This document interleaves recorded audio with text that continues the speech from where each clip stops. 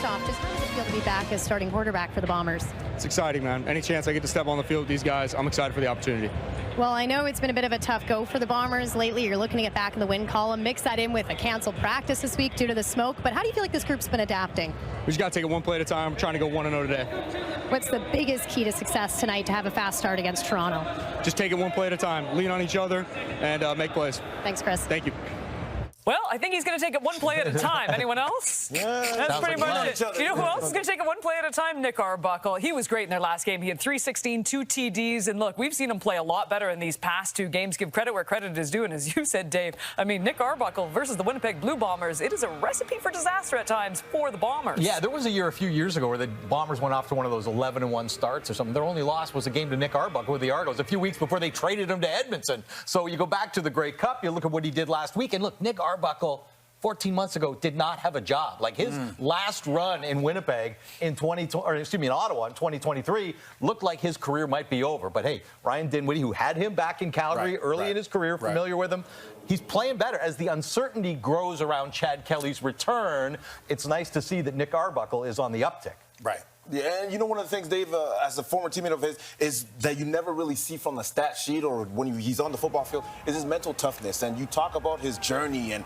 to where he's got to where he is right now, and we don't talk about it often enough. Last year, as much as they had a really good team, being a starting quarterback in the Grey Cup, it takes a lot, and mental toughness is something you have to possess, and the challenges that he had to experience at the beginning of the season, he is overcoming that for sure, and he's stepping up. Threw the ball 37 times in that Grey Cup, too, so it was on him. Yeah. Wow. Yeah, give some credit to Ryan Dinwiddie. I mean, you think about it. This man, no one wanted to sign him, and the teams who signed him, they couldn't get anything out of him. He won a Grey Cup with him last year. This year, he's averaging over 280 yards passing. I think he's tied for second in passing touchdowns and passing yards. That's impressive. So quietly, he's having a great year, and I wouldn't be surprised if we see this team make a run for the East. He's also got some good weapons around. And I was going to say, one of the guys he's finding tremendous chemistry with, DeMonte Coxie, who's standing by. DeMonte facing the very team that you beat last week, but this time in their house. What can you take from that one into this one, though? Just the same thing from last week. You know, come out, try to execute, make sure everybody doing their job and their assignment, and try to come out with a victory. A career high for you, 145 receiving yards. How can you build on that personally?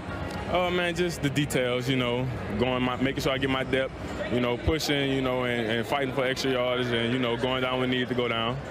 Well, your quarterback, Nick Arbuckle, gave you quite the nod this week. He said he loves your compete level downfield. So I'm going to give you a moment to give him some love here. What have you been enjoying about his presence out there this year? Everything with Nick. You know, Nick, like I say all the time, he's a workaholic, man. You know, that he don't stop. He always wasn't wanting to get better. So that just go perfect with the chemistry with everybody because we all just some workaholics. Thanks so much. Appreciate it. And we appreciate this. How nice is this? Michael Pinball Clemens rocking the Milt Stiegel 85. Sharp. You never gave me a Milt Stiegel jersey, He told me he always wanted to be a Bomber, baby.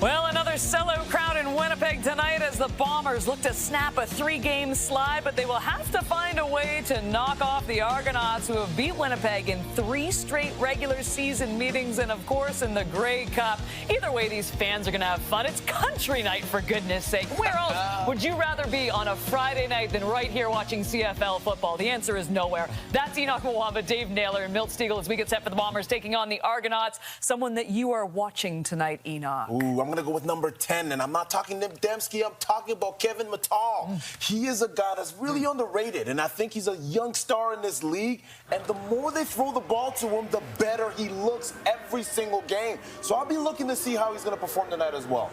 I'll be keeping an eye on DeMonte Coxie coming off that 100-yard-plus receiving game a week ago. At 6'3" with those long arms, he is a tough matchup for the Bombers secondary. This is a guy I think has been sort of just below that tier of the top receivers in the league, and he looks like this year he may break through. Player I'm watching, he has long arms also, Willie Jefferson. But those long arms haven't been used much this first part of the season. Willie Jefferson, we know what he's capable of, future Hall of Famer, multi-time All-Star, once Defensive Player of the Year. They need him to step up. They need him to go out there and make some plays. And it's not just with sacks. It's with knockdowns. It's with putting pressure on the quarterback. When he's playing at the top of his game, this team is capable of anything. So Willie Jefferson really needs to step up. From each one of you, Milt, did the Bombers get it done tonight? Did they turn this streak around? I think they do. Okay. You think I'm going to say anything? No, I was going to say, you know what? I was thinking to myself, I'm like, no, why? Toronto's going to win. Yes, let's go. I looked right at your face, and I'm like, why would I ever ask Milt Stegall that question on national television? Let's go to Dave Naylor, who doesn't have a biased opinion when it comes to the Winnipeg Blue Bombers. I'm going to say the Argos get it done again. Okay. I agree with you, Darian. Yeah. I think it's going to be tough for the Winnipeg Blue Bombers to go out there at home with a sellout crowd and beat the I can't really ask you this question either. So Toronto all around is what we're saying. Toronto, Toronto, Toronto. Winnipeg. Non-biased answer from me, Kate. Well, it's been a tough go for the Bombers as of late. All 3 losses by a margin of 14 or more, but they are normally great in August. They kick off the month next. Touchdowns, you could also win $1 million. Good luck, Melissa. Let's get you to Winnipeg and join Marshall Ferguson and Dwayne Ford.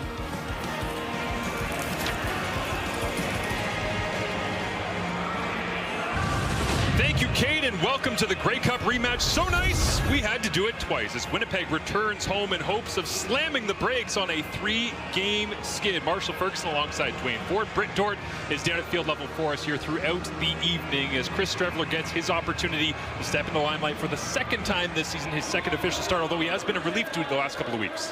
Yeah, coming off the bench the last couple of games in place of Zach Collaros, but Strevler 1-0 as a starter this season.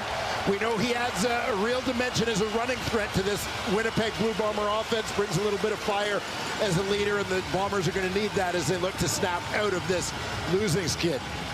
Meanwhile, over on the other side, you heard him mentioned a little bit earlier, wide receiver DeMonte Coxey for the Toronto Argonauts. Coming off a big game. You heard Dave Naylor talk about it in the opening. A career high 145 yards through the air. One of the best contested ball receivers in the Canadian Football League. And DeMonte Coxey, one of the best weapons for Ryan Dinwiddie in this Toronto Argonauts double blue offense. He said 70-30 balls for DeMonte Coxey anytime we put it up in the air, and he wants him to go and get it. Make some big plays here tonight on the road as Mike O'Shea leads his team in and says it's a blessing to have opponents back-to-back. We're underway from Princess Auto Stadium. 24 degrees. The smoke is held off as this one rolls along the turf and right into the fray immediately. A special teams miscue, but Chris Strevler does get the opening possession of this game. Yeah, Quinton Cooley, backup running back into the game. One of many lineup changes for the Bombers this week, having a little bit of trouble with that opening kickoff. Nonetheless, decent field position at the 35-yard line as Chris Strevler looks to get this offense going. Well, the best way to get good field position is just throw it off your knee and chase it down, right? It's the roll it forwards as far as you possibly you can run faster without the ball in your arms, right? Cooley somehow able to recover that one. Strevler goes to work. 4 receivers to his left. Quick throw out. It's Jarrett Stearns, old reliable for this offense, as the rest of this Winnipeg starting offense, led by Chris Strevler, looks like this. We mentioned a number of changes to the lineup. It's not Stanley Bryant checking back in at left tackle, but they do get a veteran in Eric Lofton. He's in place of Micah Vanterpool at that spot. Joey Corcoran takes over for an injured Cody Case, who is in the lineup for an injured Dalton Schoen. Much discussion of the fact that Dylan Mitchell remains sidelined for the Blue Bombers. Only the second time this season Winnipeg has begun the football game with a called passing play, as this time they do go back to the ground attack on 2nd down and 2, stacked up inside, and it looks like they're very close. Brady Oliveira, his first touch of the ball game here. Jordan Williams, 95, does a nice job shedding the block. The center, Chris Kolankowski, to come off and make a play on Oliveira. And they won't send out the sticks to measure it. They'll call 3rd down immediately, and the offense stays on the field. Strevler comes off. Terry Wilson handling some of the short yardage responsibilities for the Bombers with Zach Collaros out of the lineup. You shuffle down the depth chart. A couple of times this season they have mixed and matched and throwing Wilson in. He looks much more comfortable as a short yardage quarterback as he takes the first sound snap and plunges across the line easily. The Argonauts starting defense and to rally around, charging against Chris Streveler here tonight. And on that defensive line, we'll keep an eye on Andrew Chatfield Jr. among the league leaders in terms of pressures. 5 sacks in his first 4 games, but 0 for his last 3. So he's looked to get back on the stat sheet. Jarrett Martin checks back in at the nickel linebacker spot. He had played 3 games there previously with Derek Sluka out of the lineup. Tyshawn Blackburn shifts from nickel back to the free safety spot. Streveler back on the field here with a first down. Another quick screen. This time Carrick Wheatfall chased down as Wynton McManus flies out to make the play. There's a late flag that comes up as well. Derek Parrish up against Pat Neufeld on the inside. And we'll get the first call of the evening from Justin McInnes.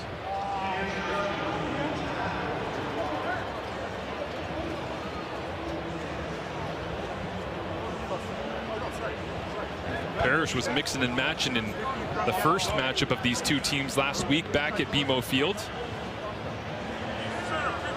And was he involved here once again as they discuss it with the CFL Replay Center? Dave Foxcroft back there is the replay official here this evening. And they're marching it forward for Winnipeg. So good field position on a penalty.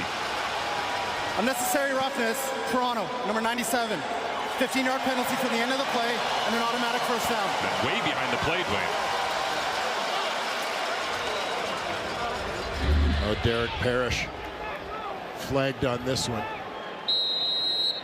You just see that scuffle happening on the ground between he and Neufeld, and saw that foot swing up in an attempted kicking motion.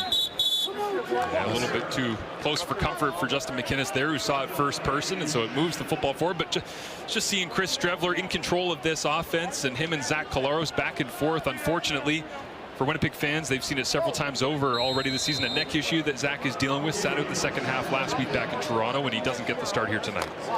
Yeah, and obviously a loss anytime you lose a 2-time MOP, very experienced quarterback, a guy who has had a great deal of success in this league. But don't overlook the fact Chris Streveler in his 8th pro season. Streveler goes underneath, catch is made. Saw that plenty of time against the Toronto defense last week. Joey Corcoran makes the grab on the shallow crosser. And you asked Streveler this week about the idea of, does it feel like a lifetime ago since you got your first CFL start? He said, a couple of lifetimes ago. It's a long time he's been in and out of the league. Yeah, a lot of stops in his NFL journey along the way, but he really feels that the experiences he's had being a backup quarterback, but picking up things from all the various veteran quarterbacks he's been with along the way, obviously Zach Collaros included. You know, he feels like he has really refined his preparation process. Sergio Castillo, fan favorite, wants to stay that way as he hammers this one from 45 away and off the uprights. 13 for 14 on the season. Made one from 58 yards away earlier this year, but that one no good from 45. So no points on the board, and a promising drive for Winnipeg, and Nick Arbuckle trying to rekindle some of that Grey Cup MVP magic here in Winnipeg. These Winnipeg Blue Bombers, 316 yards and a pair of touchdown passes. He's over 2,000 yards passing on the season as well. It's those 8 interceptions, though, tied for the league high with Zach Collaros, that has head coach Ryan Dinwiddie wanting him to play within himself, though, here tonight. Yeah, this is something Nick Arbuckle, another veteran guy, you know, fairly comfortable in his role. But I think for him, maybe less pressure, if you will, with Chad Kelly going on the 6-game injured list. And he knows exactly how long he'll have this role. Certainly gives him some clarity, and he knows many of the pieces that work around him here with the Argonauts starting offense. Yeah, you look at this group. Sage Dockstader was a late scratch last week from that starting guard spot, but 3 guys essentially on that offensive line were in their first year as Canadian Football League starters. And the receiving core waiting for Tavares Daniels to have a little bit of a breakout. Veteran receiver, he's been a 1,000-yard guy in this league. Can definitely be something of a game breaker to go along with Coxie. Arbuckle, as they empty it out, 3-by-3 on either side. Pressure's on, and down he goes. Arbuckle wrapped up and thrown to the turf. He got his first sack in Winnipeg Blue last week, and now James Vaughters has his second. Yeah, it seems like James Vaughters is getting a little bit of momentum. Also, chipping in with a touchdown last week. Right side of your screen, just gets the hands of the right tackle. John Boss off him. It's a nice job with the hand fights, swatting away the hands of the tackle on his punch. Toronto Argonauts have gone empty 3 by 3. 3 receivers on either side of Arbuckle this season, 15 times. They've been sacked now 4 times on the season. 26% of the time they're in that formation, it ends in a sack for Toronto. That is a rough number here in week number 9 as the kick is received and bumped out of bounds. There's Trey Vavel as Chris Strevler comes home to get his opportunity to start. Started here earlier on this season in week 2 when Zach Claros was out with a 1-game suspension. Tonight it's due to injury, and 17 wants to make his mark at home. In meeting rooms with Aaron Rodgers, Kyler Murray, Lamar Jackson through his time dancing through the NFL. Here he is in the CFL last week in the rain, trying to control the football and put it in the best spots possible. But man, it was a battle uphill in that second half, down early on in the game as well as the conditions worsening. Definitely more favorable conditions for a quarterback for offenses in general. Right, the first half of that ball game in particular, ball security an issue for both teams. And as we talked about, the team that's best able to overcome it, adjust, and deal with the adversity was the Toronto Argonauts, and a big part of why they won the game. Arbuckle felt that very much as this one gets knocked up in the air. It's intercepted. Cam Judge had a pick last week. He's got another now. Can he beat Strevler to the end zone? Cuts back. No flags down. Touchdown Argonauts.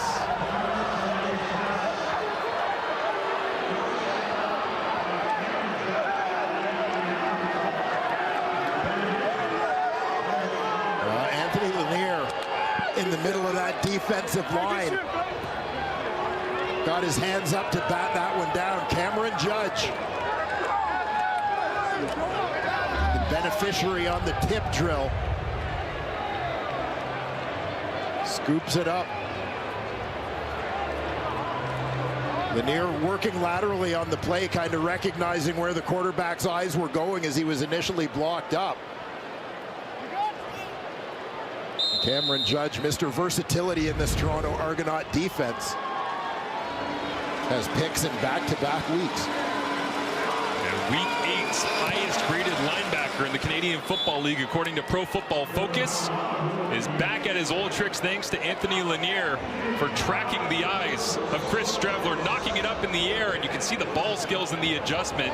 You knew the big plays were coming, but a 47-yard interception return for the touchdown, and Kevin Ivan, co-defensive coordinator, loves it for number 8. And again, big play for Lanier, free agent acquisition coming over from Saskatchewan in the offseason.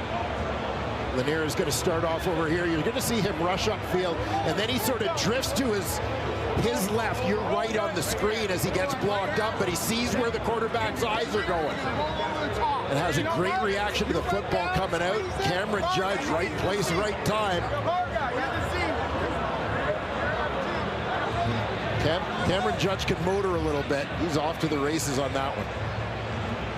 Done a lot of Argonauts games this year, Dwayne, and you get the sense Cam Judge early in the season dropped interceptions, nearly had a sack, didn't quite get there. A fumble's on the ground. Oh, he just missed it. He was so close so many times. Bedtime. Had to get it done early for you, baby. To making some big plays, and he finally has one here in back-to-back weeks against Winnipeg.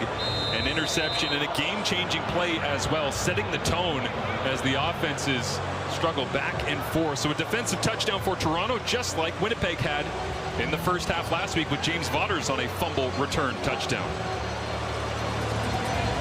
Mira Pairolahu, former Bomber himself, sends this one high into the smoky skies of Manitoba, drops down, and is returned by Trey Vavel across the 30, 40, 50, turns on the Jets. Vavel off to the races. 10-5 touchdown. Immediate response for the Bombers.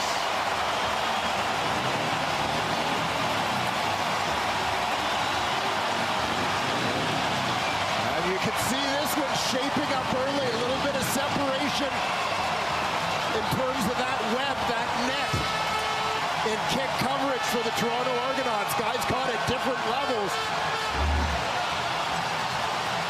And Trey Vavel has been handling the return duties for the Bombers all season. That's his welcome to the end zone moment. 93-yard return for number 23. As Sergio Castillo, doinking the field goal earlier, gets a chance to knock through the extra point. Janarian Grant on the other side, 13 career return touchdowns. Trey Vavel finally gets into the end zone, had 2 turnovers in 6 games and no majors. Well, no more. Roy Leister might not be the only major winner here this season, as we already had a big double return back in week 3 between Toronto and Saskatchewan. Maybe it's another Prairie team playing against the double blue. It'll lead to somebody else winning big. The front half of that required Trey Vavel to break through coverage, beat a couple of speedy coverage units, and away he goes into the end zone. A couple of major plays from defense and special teams dominating the first quarter here in week number 9 in Winnipeg. As Janarian Grant with a flag down will step out of bounds about the 35-yard line. We'll clean that up afterwards. But Britt Dort has more on the Bombers' week and some of the struggles getting prepped for this one. Yeah, well, unfortunately on Tuesday they had to cancel practice altogether. That was, of course, due to the smoky conditions. But head coach Mike O'Shea wasn't really fazed by it, because he said, well, the beauty of the CFL facing the same team 2 weeks in a row is I actually planned for it just to kind of be a walk-through practice anyway. Now, their DBs also talked about it and said, nobody's going to feel bad for us. We're not going to use this as an excuse. But defensively, they know they've had their struggles. The last 3 games, they've lost by double digits in all 3 of them. Now, last week, they did have 5 sacks on the night, but they only forced 1 turnover. So Mike O'Shea said, hey, sacks didn't win us the game. We have to take the ball back if we want to get some wins here, guys. So you can see that response after the pick 6. Maybe they're a little motivated to get the ball back on their side. Yeah, thank you, Britt. Exactly what Mike O'Shea was asking for. Just 26 sacks all of last season. They had 5 last week against this Toronto offensive line, who's allowed 21 so far on the season. Quick screen goes to Kevin Mittal. As he rolls his way forward, is wrapped up and brought down by Evan Holm and the rest of this Winnipeg starting defense. Yeah, and we already mentioned James Fodders and his exploits last week, a sack and a touchdown on a fumble recovery. Another sack already in this one. Michael Griffin, this is a guy who plays a lot of snaps on defense for Winnipeg as it is, but now listed as the starter at the nickel linebacker spot as their shuffle on the back end sees Retta Cramdy move from nickel to free safety. Jamal Parker takes over. He moves from free safety to the field corner position. Quentin Cooley, the backup running back, was actually on the field on that last snap. In around linebacker, he sprints off as they get a sub in, and now Arbuckle gets his arm hit as a flag comes up. It's incomplete to Deontay McMahon. And they'll sort out the penalty flag here is on 2nd down and incompletion. And Ryan Dinwiddie chomps away on that gum, trying to sort out how to attack this Winnipeg defense. And there will be some things to sort out for Ryan Dinwiddie and the Toronto offense in the early going here this week, because there has been a shuffle of personnel on the Bombers defense, and I think they're seeing some different personnel packages already as it is. Jonathan Jones, the former Argonaut linebacker, coming onto the roster this week, making his Bomber debut. Retta Cramdy playing back at free safety here this evening in conversation with Jordan The ruling Younger. on the field was an incomplete pass. Offside, Toronto, number 80. That penalty is declined. 3rd down. So 3rd down as DeVaris Daniels went offside, and Winnipeg has no interest in having to get another stop to change field position, so they will allow this one to be sent away to Trey Vavel, waiting back to receive after his massive kickoff return touchdown just a minute ago. And Vavel, who had that big return, actually didn't spend a lot of time on returns last week because he ended up playing a lot of the game on defense. Yeah, mid-game substitution that Mike O'Shea said Jordan Younger's got all the flexibility to make those calls in the middle of the fray, and he did by putting Vavel in. As this one goes out to the sideline, as Chris Strevler watching on with plenty of entertainment here. He didn't really love the first one, but maybe the second a little bit more appreciative as we see the tip from Anthony Lanier into the hands of Cam Judge. Yeah, kind of a rough way to start things off for the Winnipeg Blue Bombers, but as mentioned, special teams picks them up. You talk about complementary football, all 3 phases of the game, and a little bit of a reminder of just, as we often talk about, how many ways there are to score in Canadian football. And you see there the leadership of Strevler as well as he looks to hand it off inside. Reigning MOP Brady Oliveira stacked up. As Strevler told us this week, he's like, Zach Collaros and I, we're both leaders. We can be leaders in different ways. We affect this roster in different ways, but we can help us win in our own unique way. Yeah, absolutely. Slightly different personalities, and we all know the fire and energy of Chris Strevler.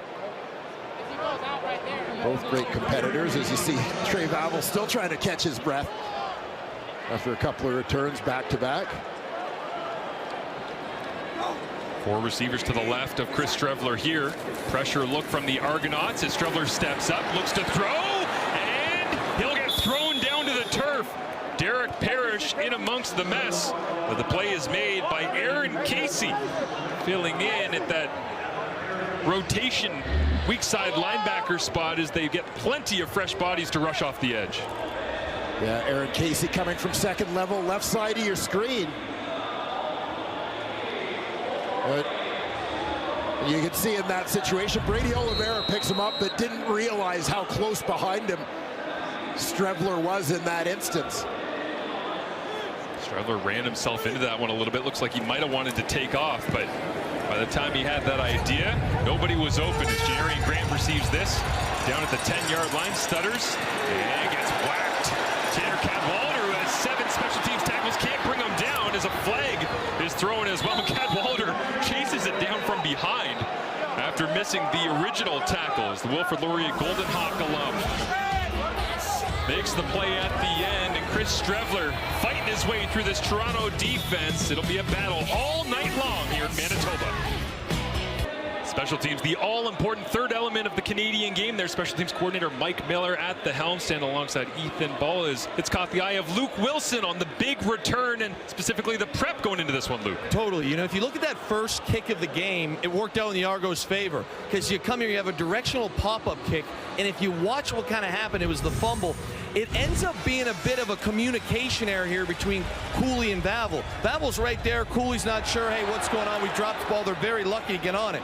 I said, you got to give the flowers to Mike Miller. He goes, he cleans this thing up. Watch how clean this looks now. Cooley goes right away. Yep, we're good. Vavel knows. They go back to the well, that being the Argos, and he's not touched. It's blocked up very, very clean. I guess he gets clipped on the ankles there. He breaks this thing. And I will say, after the Strevler pick, this building was quiet, and to come out here, it has electrified this atmosphere. They got obviously a great home crowd, and it is on fire after that kick return. Huge play. You got to give the special teams coach a great nod to the cap of how he adjusted there. Yeah, absolutely. You can feel the energy get zapped when Cam Judge hit the end zone, but immediately back into it here as the crowd, as the defense hits the turf, and this one complete to DeMonte Coxie. But it's a good eye by Luke there because, yeah, that was total miscommunication on the opening kick. And he didn't even have Cooley have to get a block in order for Vavel to get into the end zone that time, because it was set up so much better for the return touchdown. Yeah, and you see in their design, obviously, Vavel is the guy they want to have returning the ball. Cooley is supposed to be in a position as a lead blocker. And obviously, when they get in the desired roles or the designated roles, the return worked a heck of a lot better. Nick Arbuckle, the man until at least week 15. If Chad Kelly stays on the 6-game injured list, he's going to have plenty of challenging plays in front of him in this one. Here's 2nd and 1 as he'll turn around, hand it off to Mac Mahon, who puts his head down, runs into a wall. And did he get there? Great job by Kyle Wilson coming up alongside Jay Pearson as well.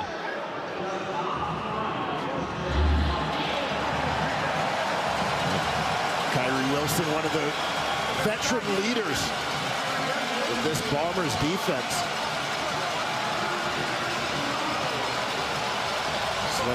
Slides off his block to get in the face of Deontay McMahon. And we see James Vaughters getting in on that one as well, it appeared. Vavel goes back once again, but a great stop by that Winnipeg front. Everybody flowing to the football, including Kyrie Wilson. And so Haggerty will have to send this one away once again from deep in his own end. Field position, not the friend of the Toronto Argonauts. Unable to sustain drives here in really great Friday night football conditions as Willie Jefferson got close to that one. And Vavel will catch it at his own 40-yard line. Dances away from 2, spins down the sideline, and is pushed out of bounds.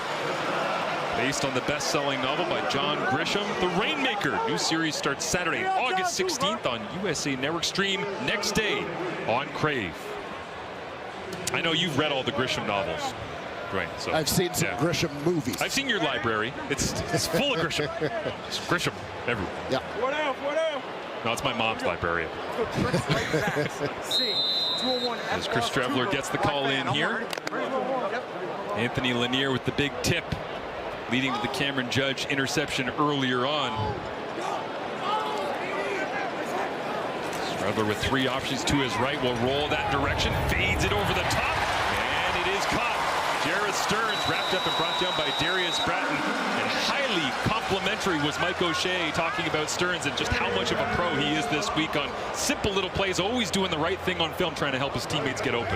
Yeah, it comes up with another big catch there. He had a nice game last week, as you mentioned. I want you to keep an eye here, though, on the fullback, number 25, Michael Chris Ike, as he's the guy who's got responsibility for taking care of the defensive end.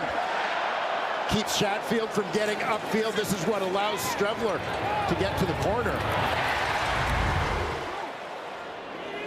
Nice block that time by Chris Ike on the edges. They go handoff. Nick Dembski's got speed around the edge. Cuts to the outside at the 40.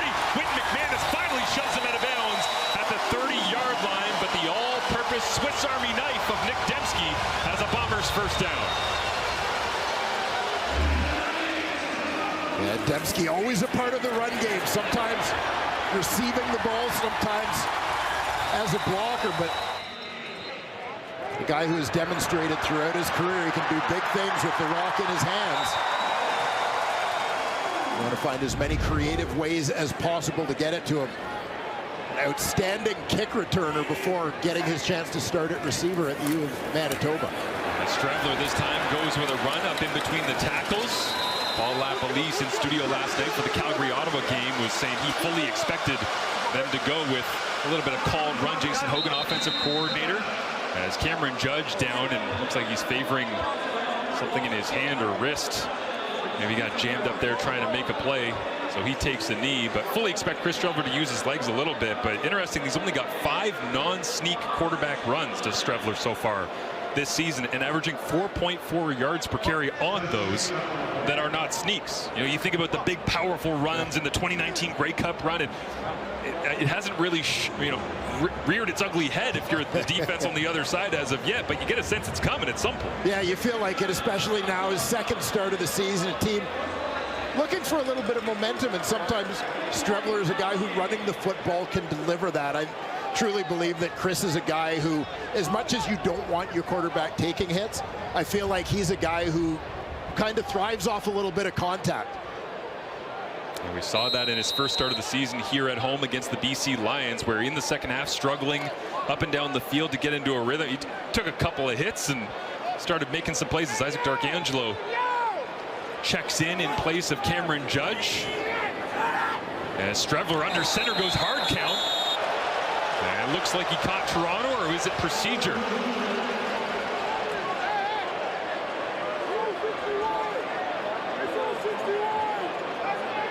That was Anthony Lanier stepped across from the Toronto defense. Underrated skill, pitching the voice on the hard count. Yes. Essential. Fat boy moving his hand. Hey, it's 2025. It's not fast shaming. It's 2025, bro. What? Body positive. Not fast shaming. 2025. Offside, Toronto, number 91. 5-yard penalty, first down. Justin McInnes makes the call. They get Anthony Lanier. And as Wynton McManus was campaigning there, the Gabe Wallace left guard was actually the one that jumped. Well, McManus gets the defense set here as Strevler now stares down 1st and 10 inside the score zone for Winnipeg. Hands it off inside. Brady Oliveira gets a block from Strevler, who leads up through the hole.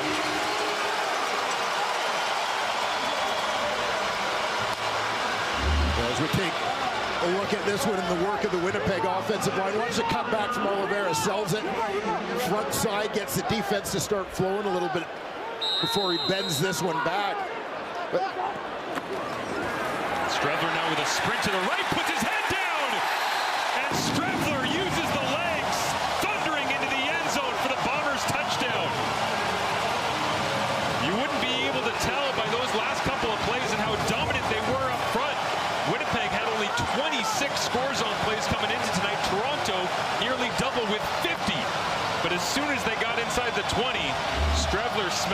zone, puts his head down here for the major. Power football has been such a hallmark of the Bombers. Brady Oliveira leading the way. Chris Strevler kind of decides he's going to be his own blocker, fighting his way through a couple of would-be tacklers into the end zone. At least Brady got a hand on Chris to throw him into the end zone at some point. There he wasn't sure if he was supposed to be leading outside or not, but that is quintessential Strevler at home in front of the fans on a 3-game slide. He said they had to start figuring out ways to get into the end zone, put some points up. And at the end of the first quarter, that one will help big time. A 14-7 lead, 6 plays, 60 yards in a little over 2.5 minutes. And you just saw the Bombers running the football a little bit there, whether it was Strevler, Oliveira, Dembski, all chipping in a little bit. For Winnipeg last week in Toronto, I felt that where the game got it away from them was the fact that they were forced to get away from the run game. They were chasing points. They couldn't, time-wise, with time as their enemy, couldn't really rely on the ground game. And it's unfortunate when you look at it. Brady Oliveira averaged over 6 yards a carry in the game. The run game was productive, but just that time score dynamic meant that they couldn't stick with the run game, the ground game. I'm not sure there's a team in the CFL where you can confidently say at the end of a drive, oh, that felt like a Lions drive. Yes. That felt like a Riders drive. That right there felt like a Bombers touchdown drive. Yeah, I mean, this is a team that has built its identity around a certain style of play for a number of years, whether it was Paul LaPolice, Buck Pierce, or now Jason Hogan calling the plays. The MO has not changed. Yeah, they almost went a full quarter, to your point last week, Dwayne, as the illegal kick out of bounds against Sergio Castillo will give Toronto good starting field position here. But they almost went a full quarter last week without giving it to Brady Oliveira from the middle of the first quarter towards the back end of the second. Because to your point, they were trailing, the weather was coming down, and they kind of got out of their rhythms. Yeah, you think about it, you've got the reigning most outstanding player in your lineup, and you can't give him the ball. Yeah, nice execution. Look at Nick Dembski again at the point of attack blocking. Amazing the variety of different pieces they have to be able to kick out on the edge and lead through the hole. Everybody getting their nose a little bit dirty, required to be a Winnipeg Blue Bomber as Toronto gets possession at their 50 after the illegal kick out of bounds. 4 receivers to the right of Arbuckle. Looks that way, comes back to the left, comeback route, high and away, incomplete for Coxie, and a flag flies as well.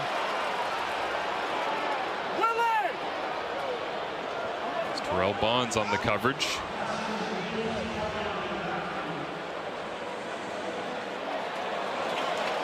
And it looks like a holding call against the Argonauts.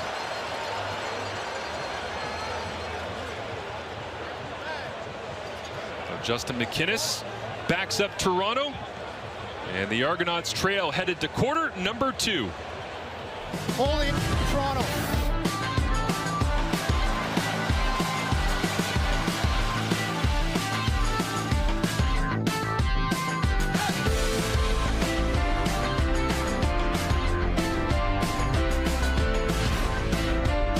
Back and forth, a battle against the conditions. This one feels much more like what we expected originally, Dwayne, because big plays being made in all 3 phases of the game. And even without Zach Collaros, you do have Chris Strevler in the ball game, starting to make plays, starting to use his legs a little bit as well. Yep. This one's got that feeling that it could be high scoring and entertaining throughout. Yeah, it does. And from a Winnipeg point of view, you want to see that kind of response after 3 losses in a row, and particularly the game in Toronto last week. So playing the second game of a home and home. They have a tough start to this one, get the big play on special teams, but you know, I'm kind of excited to see where this game goes from a Winnipeg offensive perspective.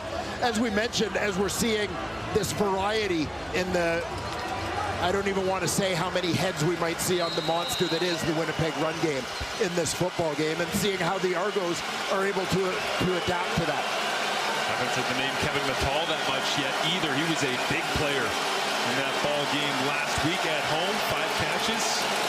As Nick Arbuckle looks outside, DeMonte Coxie, really the savior of this Argonauts offense, breaking away from 2 tacklers. It takes 5 Bombers to get there before Coxie gives up ground. And on second and very long, after the setback at the end of the first quarter. It'll leave them with second and about 12 yards to go. But Damonte Coxie, one of the true standout players in the Canadian Football League and really evolving as a player in 2025.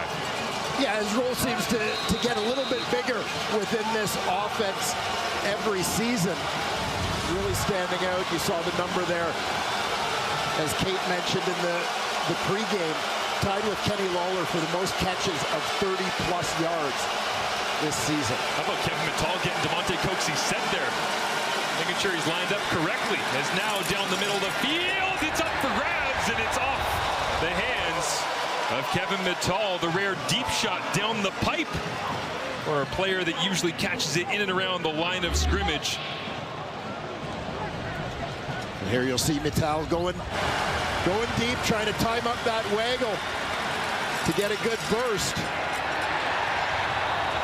Talk about him as a big-bodied receiver. You saw him trying to box out Dietrich Nichols there, but the veteran, one of the best in the biz, Dietrich Nichols, able to make a play on the football. Coming in, Mittal 5 of 6 on contested catches. That's second best in the CFL at 83%. Couldn't hang on to that one. As a big battle down the middle of the field. This one drops over the head of Trey Vavel, kicks backwards, he picks it up.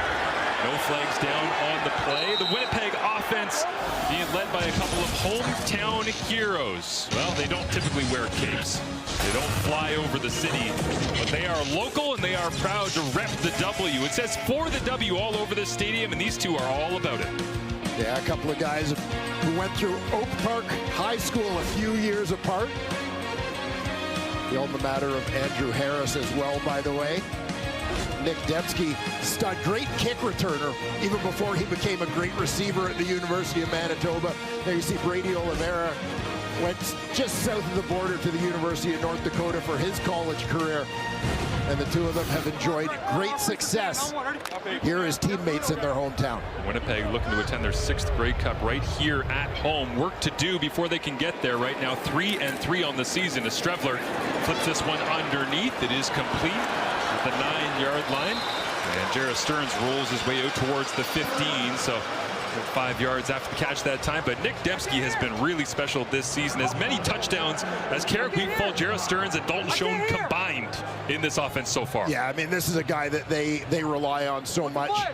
Mr. Consistency, you know, among the league leaders, active leaders in terms of yardage, in terms of games, consecutive games with a catch. You know, but I often think as he's played with Andrew Harris and then Brady Oliveira here in Winnipeg, wouldn't it be kind of cool if two guys from the same team could get nominated for Most Outstanding Canadian? It's an interesting idea, I just feel like Nick Dembski gets overlooked repeatedly when he should at least be in the conversation. A great downhill run that time by Brady Oliveira. As we talk about the two standout Canadians that should very much be able to be nominated side by side for major awards. And as you said, a very typical Brady Oliveira run. North-south, lots of physicality in there, setting the Bombers up for a 3rd and short opportunity. Big one, just inside their own 20-yard line. Terry Wilson checks into the ball game here, loaded front for Toronto, and once again Wilson looking so comfortable in that short yardage package. Is a little wrestling at the bottom of the pile. Wynton McManus mixing it up with the backup quarterback, but Brady Oliveira obviously missing a couple of games earlier on this season. Only played 2 snaps before he got dinged at the start of the season. This week's 3 and 4, but he's averaging 20 targeted touches per game in weeks 5, 7, and 8 since he's been back through the air and on the ground. Yeah, you got to anticipate as they look to kind of switch the momentum here, that putting the rock in the hands of number 20 as much as possible is going to be a big part of the offensive game plan. It's not if, but when they're going to try and give it to him as much as possible. 20 targeted touches a game as they'll flip it underneath. Carrick Wheatfall, a little bit of speed, and a great defensive play on the edge. Tavares McFadden, not known for his physicality when he came in as a cover man from Florida State, but that time stepping up, shedding the block, and making a big play on the edge to hold Wheatfall to a little gain. Yeah, McFadden out wide to the left side of your screen. You're seeing Wheatfall coming in motion right to left. Takes that little shovel pass. McFadden doing a good job fighting off the block of Joey Corcoran to make a play, as it looked like McFadden Wheatfall rather had some room to roll on that one. Shuts it down quickly, and it creates 2nd down and 6. Easy. Nice throw that time from Strevler. In rhythm, completes it to Wheatfall and moves the sticks. And plenty of discussion here on the sideline. Looks like they're sending in the heavy package with Tuile. And there you see Wheatfall out wide, Benji Franklin the corner, giving him some space. See, and Strevler just taking what they're given. Benji Franklin watches on, trying to diagnose with Tyshawn Blackburn playing on the back end here with Derek Sluka out with an ankle injury this week.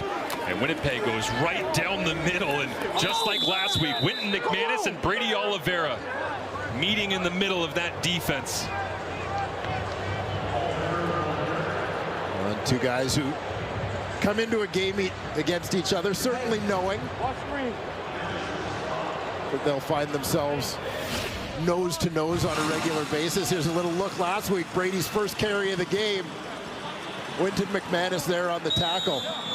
And you've got to love this little display of mutual respect as they've got a little smile and a tap for each other. It's highly competitive. It's professional football. It's dog eat dog, but that looks like two kids playing at the park that just appreciate how good the other one is. As Strevler steps up in the pocket, trying to get away, wrapped up and brought down. And once again, it's Aaron Casey in on that 2nd down package, just kind of sifting his way through the traffic and getting a 2nd sack of the night.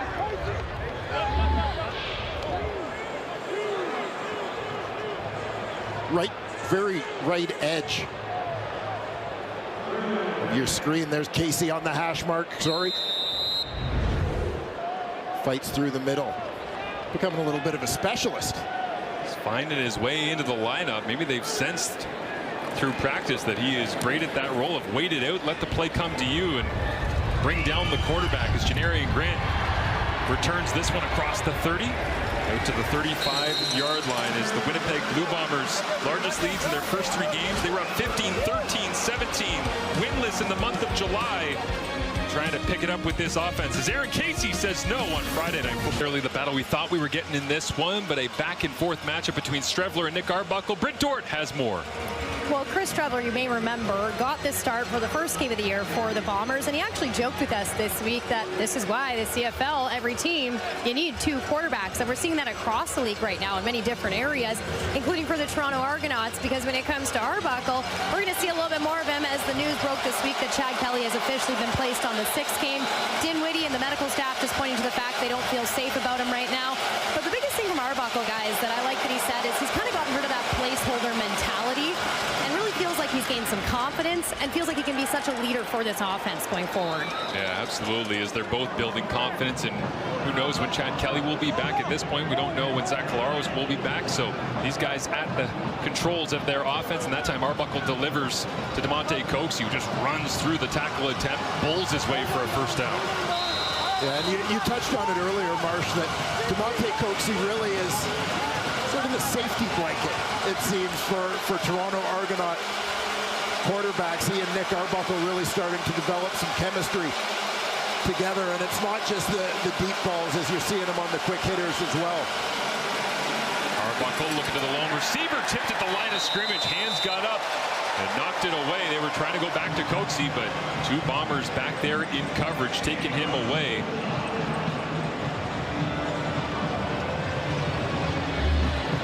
Jay Person getting in on that defensive line rotation. They're doing a nice job getting the tackles hands off them.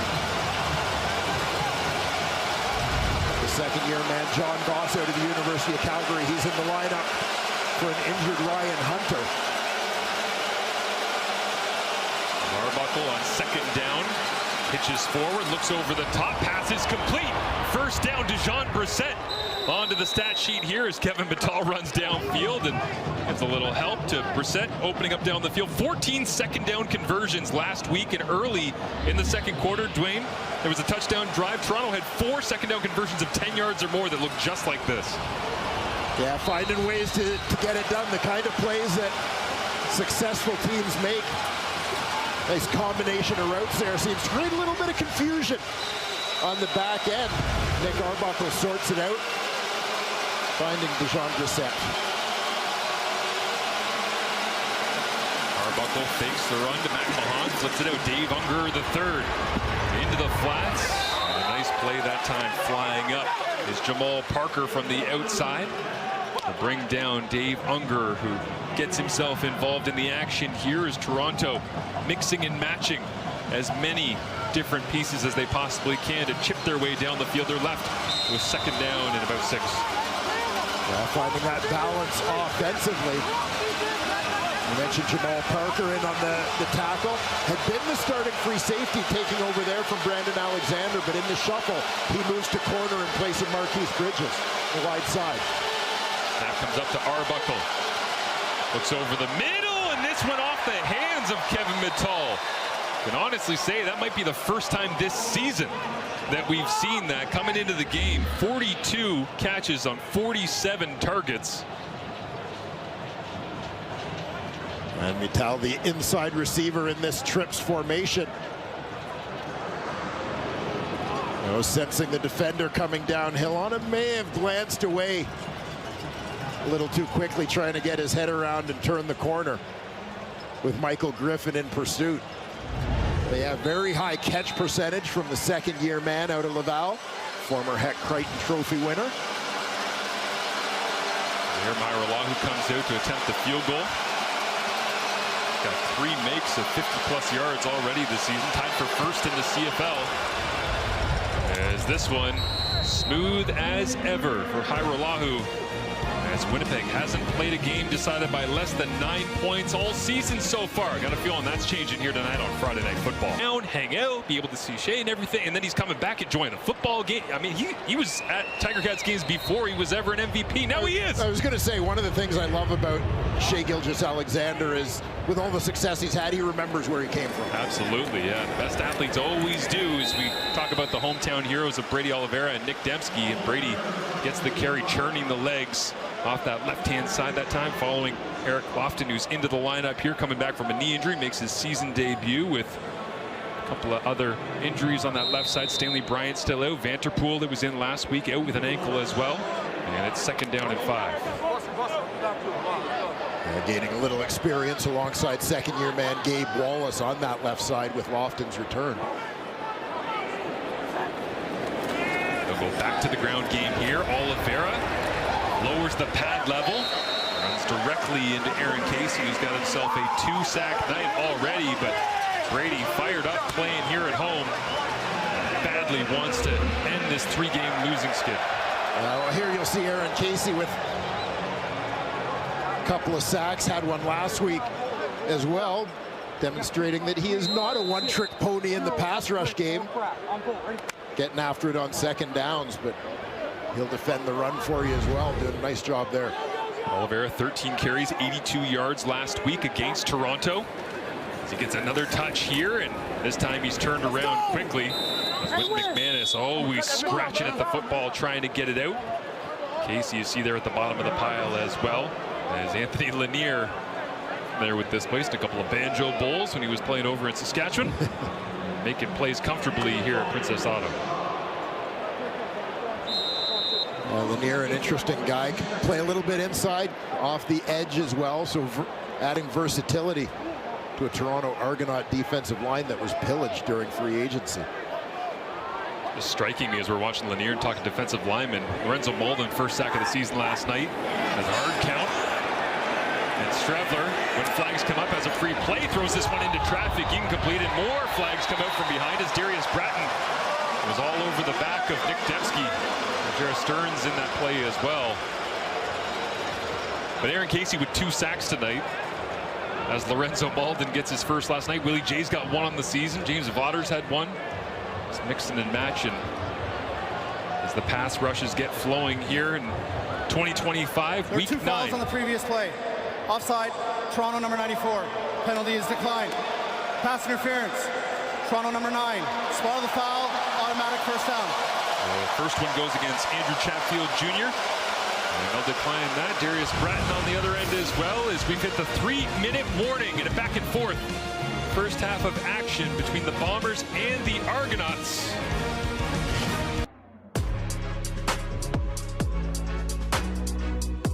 Injuries at tackle for the Argonauts in his third career start. There's John Boss. Luke Wilson has more. Yep, Marshall, you said it. You know, you lose Ryan Hunter. It's obviously a big loss. He's a great player for this team. And right now, it's been a bit of a tough sledding for John Boss. And you look early here, he gets physically beat here, and that's going to happen in games. Again, he's a young guy coming out of Calgary, and you just lose a one-on-one rep. It is what it is. But then what scares you a little bit if you're a coach is these next couple here, there almost looks like there's some indecision. Hey, where am I supposed to be? We end up with a free hit or get a hit on the quarterback. And same thing here. I don't think he's physically getting beat here. Just more of the mental game. Things are going a little fast. He's not sure which guy to go to. So you're going to see the Argos adjust. They've already put on one play, a big extra lineman to help him. He's gotten some chip help from Matal. That's a matchup I'm really interested in the rest of the game. As the ball pops out, and it's on the ground, picked up by Person. Touchdown Bombers. Every time we talk to Luke Wilson, a defensive touchdown gets scored. You know what, guys? I'm buzzing some film. You got your cues in. I think it's one of those things that you put me on here, defensive touchdowns happen. The pass rush got home. That time it wasn't John Boss, but we'll get a look at it here, Dwayne, regardless. Winnipeg looking for a victory at home after 3 straight losses, and they're in the end zone again here at the end of the first half. Yeah, Bombers defense did a good job last week getting after Nick Arbuckle, supplying pressure. That time it's Willie Jefferson, just his second sack of the season, but it proves to be a huge one as he pops the ball loose. Jay Person with the scoop and score. Castillo, after hammering the extra point, celebrates with Jamison Sheehan, and Nick Arbuckle spent a lot of time on the sideline before that snap came up. And on the very first touch of the football, he only had the ball in his hands for about 2.5 seconds before Willie J burst through and forced the fumble. Well, you knew Willie was due for a big play. He's coming from the right side of your screen. Working against another second-year man, but in his first year making starts, left tackle George Moore. He gets beaten to the inside by Jefferson. Jay Person's coming off the other side. He's working against John Boss. The illegal formation against Toronto. 7 players on one side of the line. That penalty is declined. The convert is good. Person fighting his way around to get to that loose football, and he's off to the races. So last week it was James Vaughters playing opposite Willie Jefferson with the fumble recovery touchdown. This week Jay Person, the other end in that D-line rotation for the Bombers. Seems profitable to be opposite Willie J. Well, you know, for years it was whoever played opposite Charleston Hughes. Happy birthday, Holly, baby, I love you. Willie with the assist. 28-yard fumble return. Also strikes me that conversation we had with Willie J last week, he told us a couple of things. One, I want to leave a legacy that's hard to track down. He said, a combination of things, sacks, knockdowns, well, I had forced fumbles, obviously, to the list. And the other one is, he said, teams know I want to win inside. So I've really had to refine my outside pass rush, my quickness, my hands to get off the block. Yeah, it helps if you can just dive to the inside like that, use your quick. I mean, that's what he wants to do, is set you up like you're terrified outside and then rip underneath. Yeah, that combination, right? The speed to power type moves. A big focus of his offseason training. So a 24-10 advantage for the Winnipeg Blue Bombers as Janarian Grant turns the legs all the way out to the 40. And for a Winnipeg Blue Bombers team that did not win a game in the month of July, as we're sitting here on August 1st, this certainly helps when Willie J is making game-changing plays. Yeah, the ability of this Winnipeg front,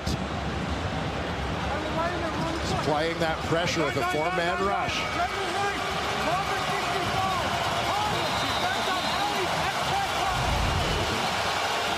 See the frustration from Argos head coach Ryan Dinwiddie. 3 losses of double digits in their last 3 games. 21 points, and 14 points against the Toronto Argonauts last week. And now they lead by 14 over Toronto as DeJon Brissett wrapped up and thrown down. Michael Griffin in the open field, not letting 18 get away. Yeah, nice job by Griffin. But I thought it was a terrific pickup for Winnipeg last season. Griffin started his career with the Calgary Stampeders. Guy who supplies some versatility, good special teams player as well. Good depth, but it's one of those guys that can play in a number of different packages for you within your defense. Your coordinator, Jordan Younger. 9 straight sellouts here at Princess Auto Stadium, despite the 3-game skid, and the crowd into it on 2nd down and 11 at the end of the first half with a 14-point lead. That's complete. Damonte Coxie has it, but Terrell Bonds won't let him get near the first down marker. And Toronto will send out John Haggerty in the punting unit. As you see some different looks from the Winnipeg defensive front, you'll notice James Vaughters and Willie Jefferson. They get both of their starting defensive ends lined up on the same side, moving around a little bit. Vaughters will rush. You'll see Willie loop to the inside here. Almost finding his way home, but looking to create some confusion for that young offensive line.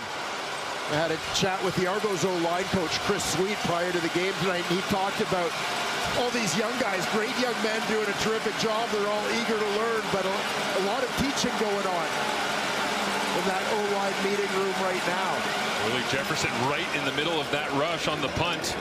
Can't get home, so it drops down to Trey Vavel with a kickoff return earlier in this ball game. He gets to the outside, makes 2-man miss, makes Aaron Casey miss on the corner, turns on the Jets, cuts it back at the 50, and can he go? Trey Vavel, say no more! A double dip of return touchdowns.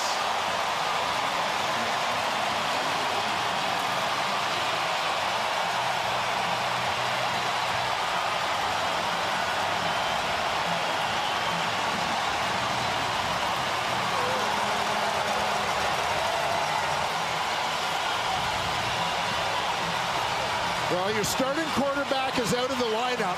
How big a lift is it when your offense gets a boost in the form of 2 special teams touchdowns and a defensive touchdown in the first half of a ball game?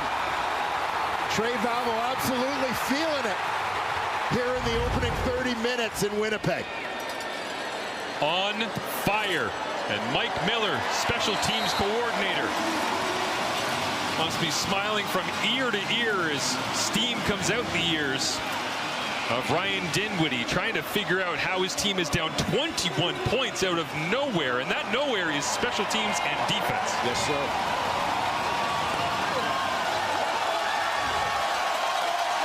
You know, people think it's such a cliche when you say there are 3 phases to the game, but the Winnipeg Blue Bombers are demonstrating it here tonight. Isaac D'Arcangelo just watched a Trey Vavel jump cut right in front of him to get free. What's great about that return is obviously the moves. Then he senses, okay, I've got the edge. I got to hit the Jets to outrun everybody on the angle here after the jump cut, right? And as soon as he hits the Jets, there's nobody left. Away he goes.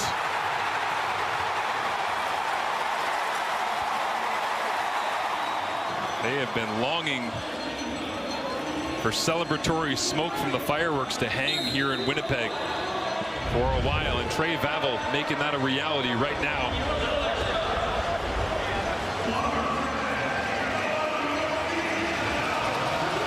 With 50 seconds left in a first half that for the Argonauts must feel like it cannot end. As Janarian Grant trying to answer, gets a little bit of breathing room, and brought down at the 35-yard line.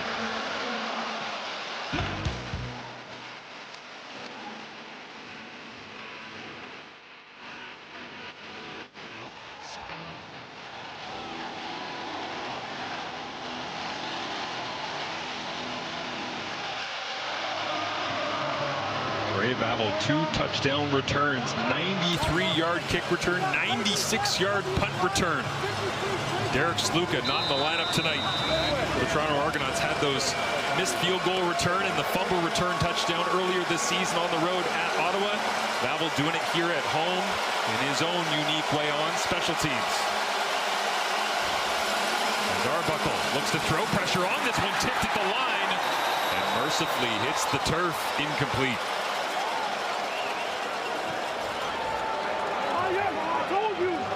You're seeing a lot of conversation happening amongst the Argos offensive line. Watch the right side of your screen. And again, John Boss is frustrated because he's got 2 rushers coming. His guard blocked down. That's Anthony Vandal. They essentially ended up with a double team on the center, and Boss is trying to guess which guy to take. Clean pocket this time. DeMonte Coxey's free. On the money. Coxey runs free. Cuts back looking for a block. And Terrell Bonds finally gets there as Toronto's in business, but they have to operate quickly. 26 seconds remaining. They missed the home run shot a couple weeks back down this left sideline at the end of the first half. They went right back to it, and this time it connects. Watch DeMonte Coxey, bottom of your screen, with his 9th catch of 30-plus yards this season. Nick Arbuckle just loads it up and chucks it, putting his faith in Coxey. Quick ball this time. Ayala makes the catch, brought down around the 10-yard line as they'll whistle this one dead. And it'll be a gain of 6, 2nd and 4. 15 seconds remaining as Coxey hits the home run. Would have loved to have finished off the half with a touchdown here, but still searching for it on the other end. Yeah, and credit the Toronto Argonauts, their offensive line that's been under siege here. Holds up for that deep ball play. Arbuckle just gets rid of this one. Smart to do so. Was it behind the original line of scrimmage, though, or was there an intended receiver? As the field goal unit ready to come off the sideline for Toronto. On 3rd and 3 now, they won't risk it. They'll try and take the points to get some momentum going into the second half. Yeah, when you're Toronto, you want to make sure you come out of this with something.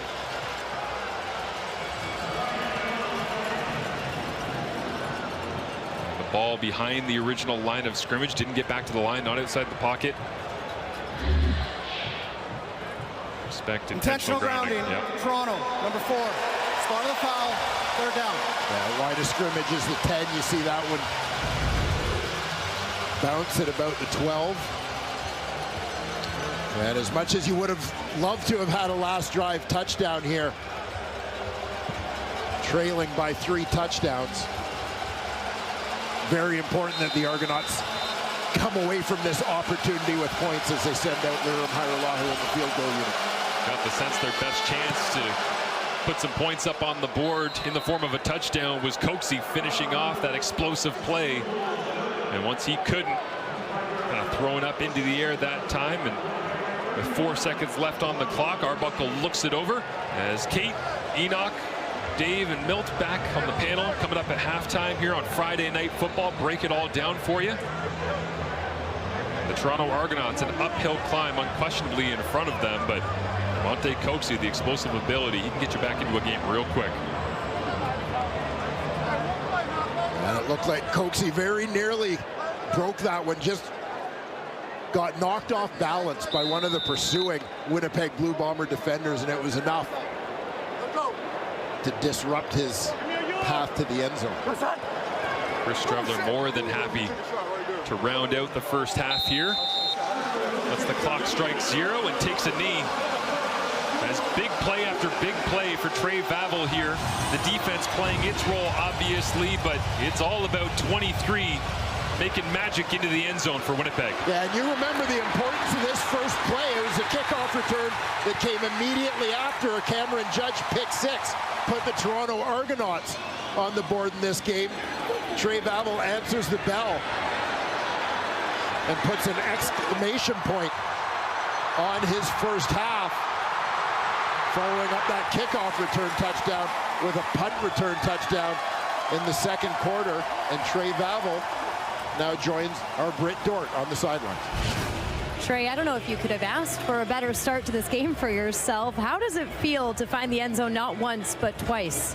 It's a blessing. Me and my team, we knew it was going to hit something sooner or later. We just had to keep facing each other week to week, and I kept faith in God. You know, like I said, me and my teammates, we all knew it was going to happen sooner or later. So, what are you noticing from Toronto out there that is making you so efficient on these returns? I'm not really paying attention to them, man. I'm just watching the guys kicking the ball and just believing my blockers and believing in God, man. My blockers are the ones that are getting me there. it's just all about us, all about Winnipeg. I'm not worried about anybody in front of me. Thanks so much, Trey. Thank you so much. All right, Kate, we'll send it off to you guys in Toronto. Well, Brent, the story in the first half, it was Trey Vavel back alongside Enoch Mwamba, Dave Naylor, Milt Stiegel. If he gets one more touchdown in this game, Dave Naylor has promised he will put one of his tattoos on his arm. Isn't that the truth, Dave? Absolutely. Will you do it? Come on, Vavel, do it for us. On his face, he said. Come on, Trey! But honestly, this whole first half was absolute chaos. I mean, that was entertainment to the nines as well. I mean, 2 special teams TDs, 1 touchdown on defense as well for the Winnipeg Blue Bombers. But I mean, just the big plays in that first half were tremendous. Well, you know, these are the teams came into the game the 2 fewest offensive touchdowns in the league. So you say, okay, we may not see that many players in the end zone, but they're doing it on special teams. They're doing it on defense, and particularly with the Bombers. You know, Trey Vavel returns this ball right after the Argos get a recovery or pick 6 and go up 7-0 and silence the crowd.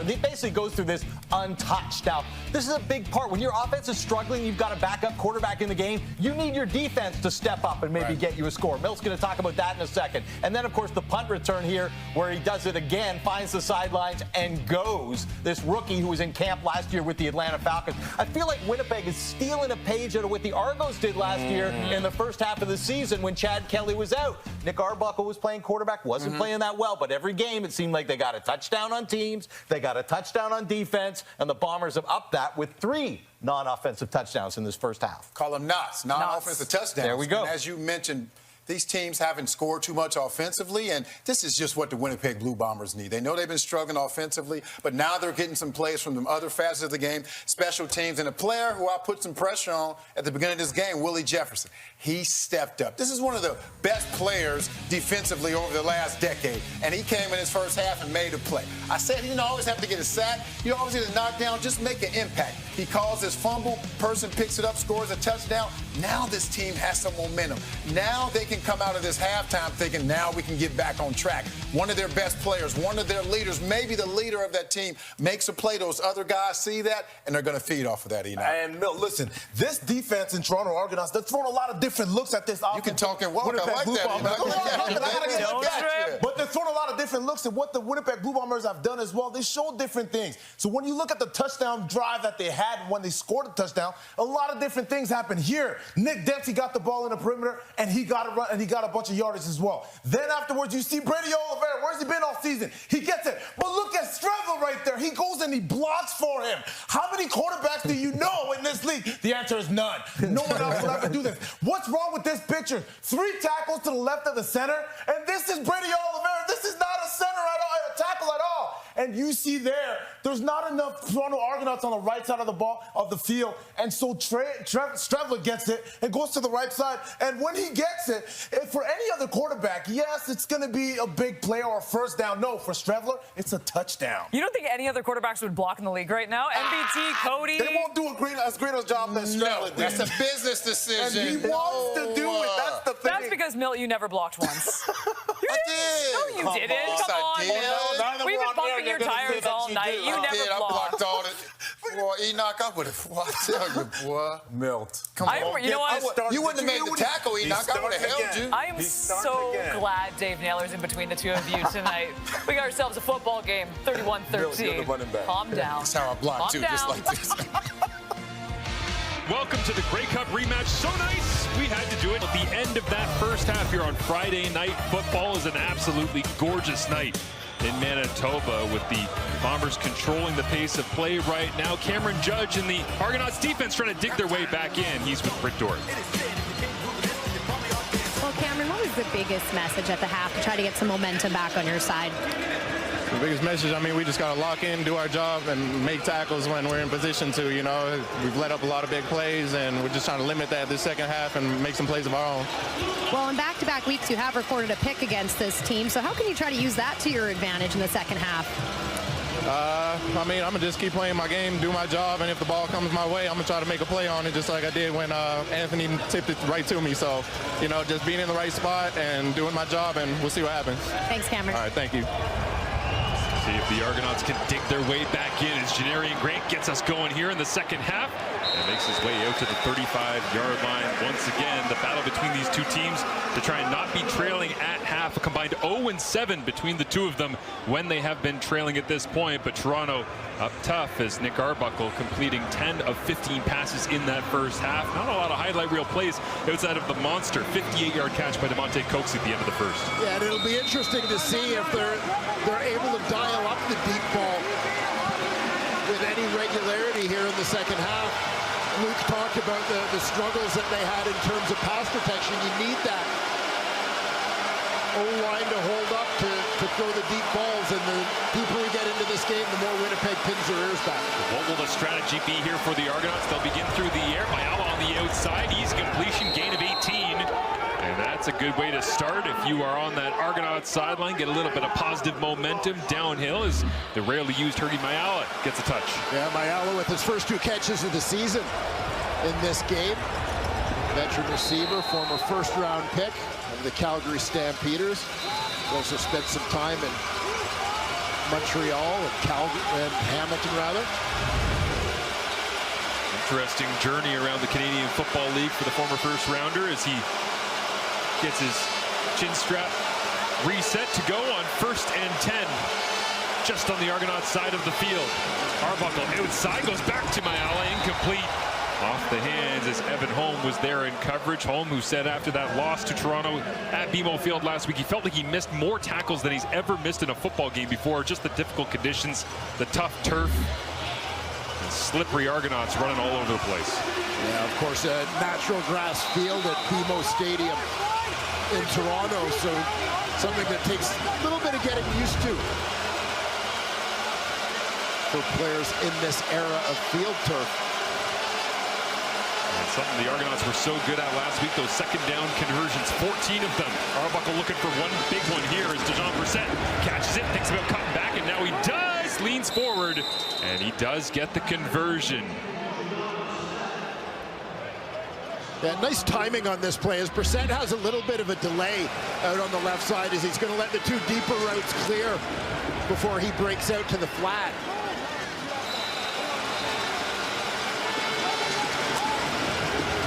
A bit of room to work. Boyd's getting cleanly tackled, just enough yardage to move those sticks. Bit of a bend but don't break feel from the Blue Bombers defense here early on with a 31-13 advantage. Arbuckle pressure on, throws into the blitz. Tavares Daniels brought down by Dietrich Nichols. Asked him this week about the difficulties, the frustration of playing boundary halfback. He said, you're always hot. You never get a play off. There's nowhere else I'd rather play because he loves plays like this. Yeah, he said it's not for everybody. It takes guys who are wired a certain way, but he happens to be one of those guys. 2-time All-CFLer as now the running game plunging its way forward on 2nd and 2. Peter Nicastro, big man in the middle, helping Deontay McMahon as Tavares Daniels continues to pluck his way through secondaries around the Canadian Football League in his 9th year at Notre Dame. Broke into the league with Calgary. A brief stop in Edmonton before becoming a fixture in this Argos offense. He and DeMonte Coaxey to the left side of Arbuckle. They go back to Daniels. And another completion on 1st down here. As you start stacking up some of the best tandem receivers in the Canadian Football League. There's a lot of good ones. Tim White, of course, and Kenny Lawler. You'll see them on Labor Day in the matchup with the Toronto Argonauts. But Tavares Daniels and DeMonte Coaxey starting to make an argument for themselves when they are on the same page as Nick Arbuckle. On a promising drive here to open up the second half for the Argos. Pressure on in coverage, and this one is complete. Dejon Brissett hangs on to it as Parker came downfield and in some discomfort.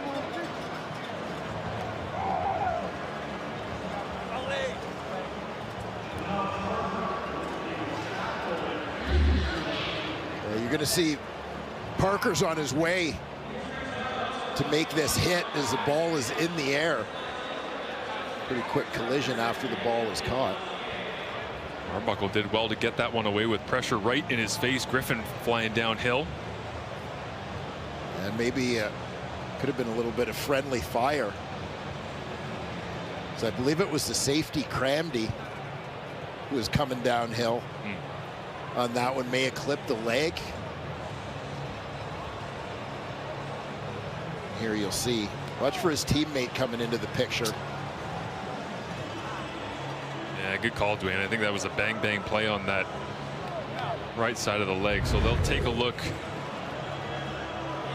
at Jamal Parker. We will step aside and return to Winnipeg as the Bombers turn 5 a.m. Pacific on TSN Plus.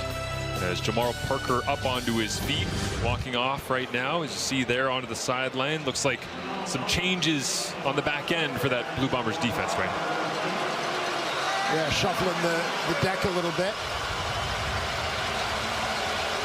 So we're going to see Trey Vavel now at the field corner spot for Parker. Arbuckle looks down the field, steps away from Willie Jefferson, dumps it off to Monte Coxie, race to the end zone, touchdown Argos! And momentum to get things going here early in Q3. Yeah, an efficient drive right out of the gate from Nick Arbuckle and the Toronto Argonauts offense.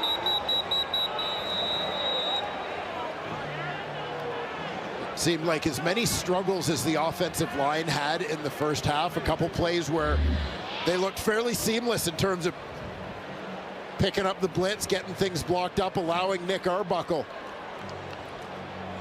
some time to do his thing. Arbuckle buying himself time on that one, waiting for Coxie to work his way across the field.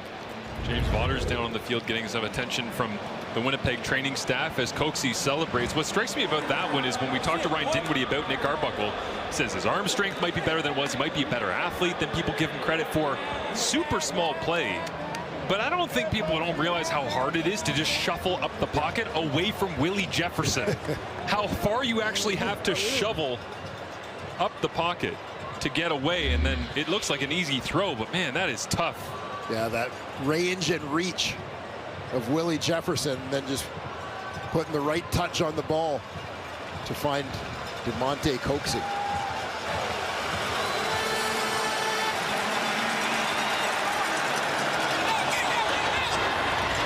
Arbuckle chased it all the way. He knew Coxie was hot, running towards the end zone. As another standout play for Coxie, who's been a lifeline this season for the Toronto Argonauts.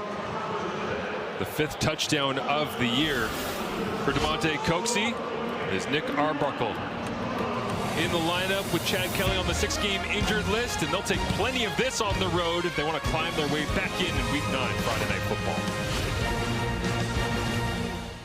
For over 20 years, along with the CFL and its member clubs, the Purelator Tackle Hunger Program has delivered over 25 million pounds of food to families in need. You can go to purelatortacklehunger.ca to donate. Tremendous effort here at Princess Auto Stadium on the way in. Grey Cup in attendance as well.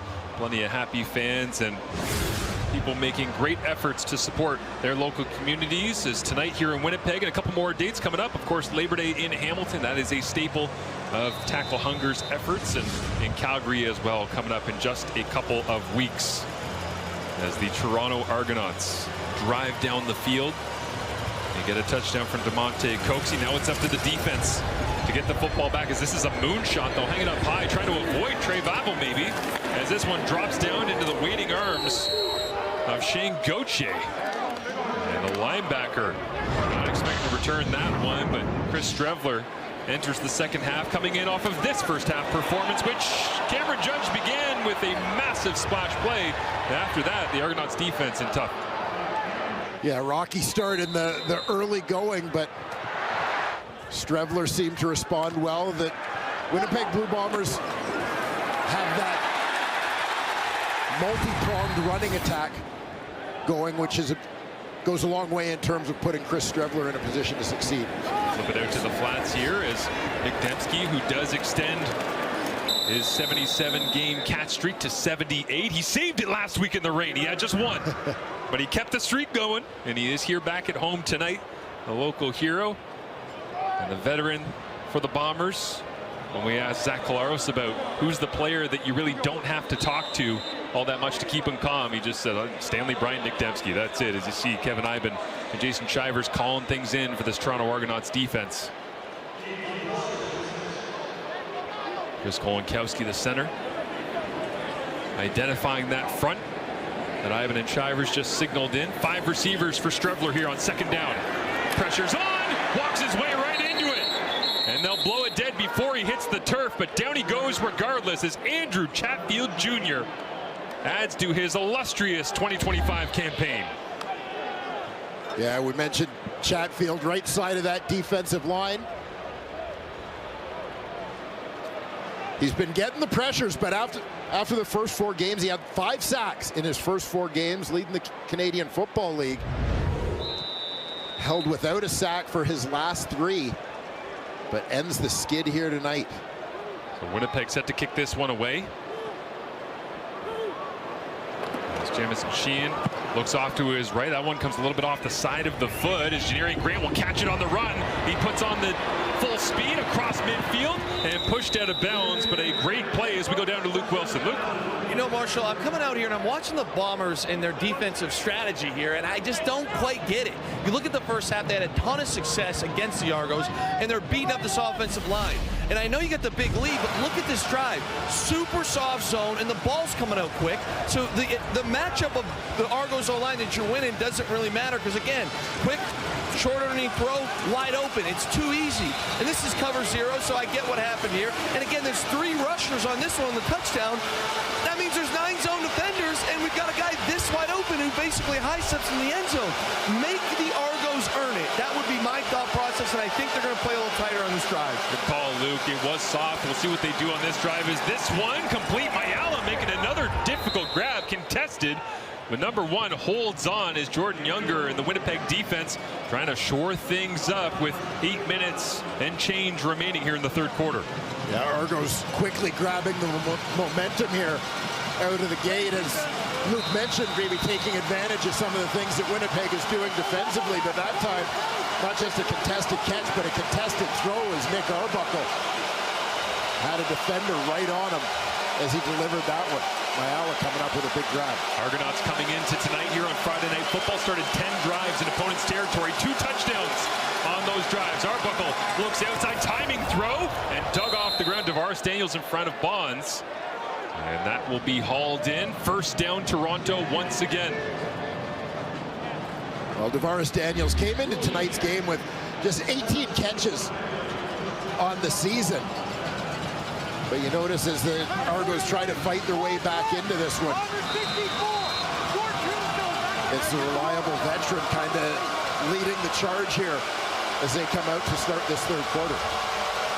Arbuckle coming in tonight in the score zone inside the 20-yard line, 20 of 26 for 165 yards, 9 touchdowns, no interceptions. Pressure on, fades to his right, throws it up, jump ball, Coxie, and he doesn't hold on, but the flags rain down.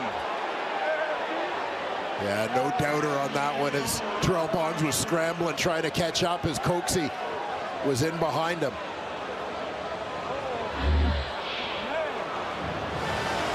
Watch right side of your screen. Double move.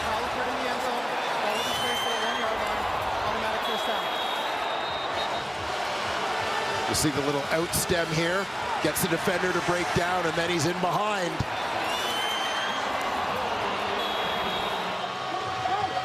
And Luke Wilson's got to be loving that route.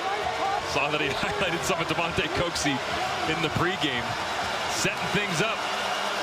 The pass interference puts the football at the 1-yard line. Arbuckle stands in the gun for now. Deontay McMahon in behind him.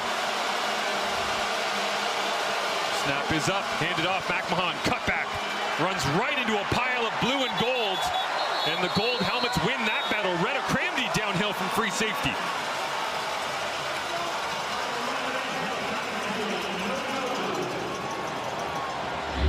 A big stop, Argos. Looks like they're going back to base offense.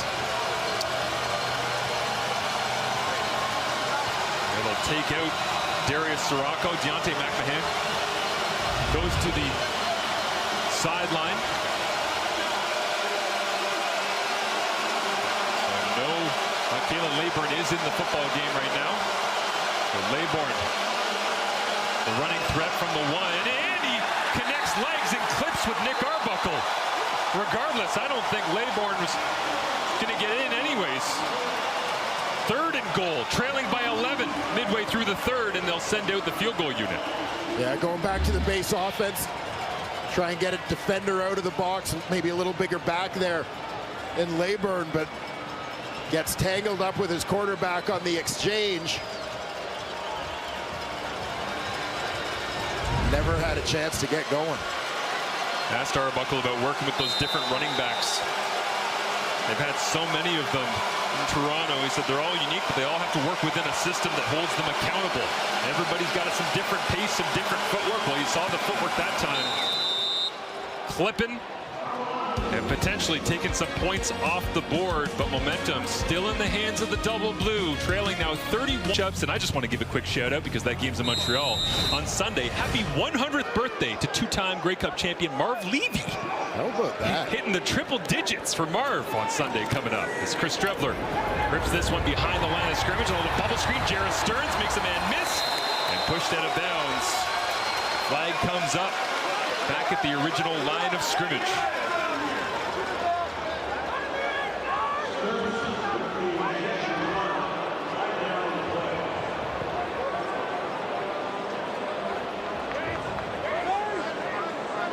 Before yards were gained, illegal block, Winnipeg, number 81. It's a 10-yard penalty. We'll repeat first down. They get Joey Corcoran on the call. Yeah, and you suspect on a play like that as they're getting the ball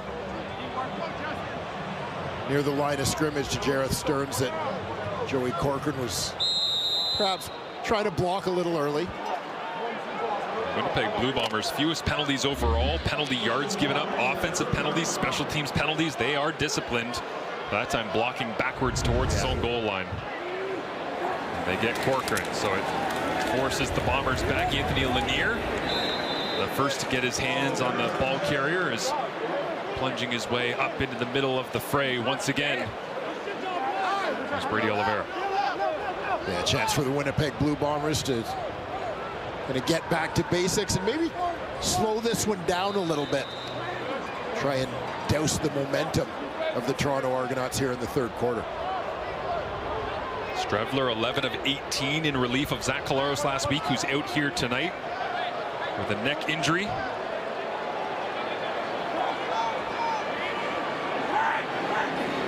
Four receivers to the right of Strevler against a five-man rush. He'll rip this one over the top of Cameron Judge into Nick Dembski's hands, who's dragged down by Tyshawn Blackburn. What a throw and catch.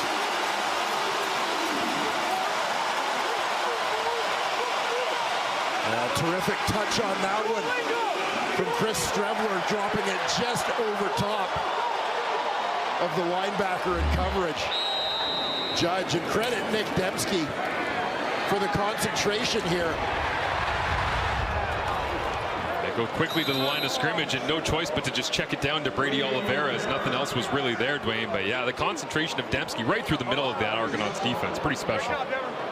Yeah, finds that open level in behind the linebackers, but Judge jumping right in front of him. You have to think this may have obstructed his view of the oncoming football for at least a split second. Dembski stays with it, hauls it in. Mr. Reliable.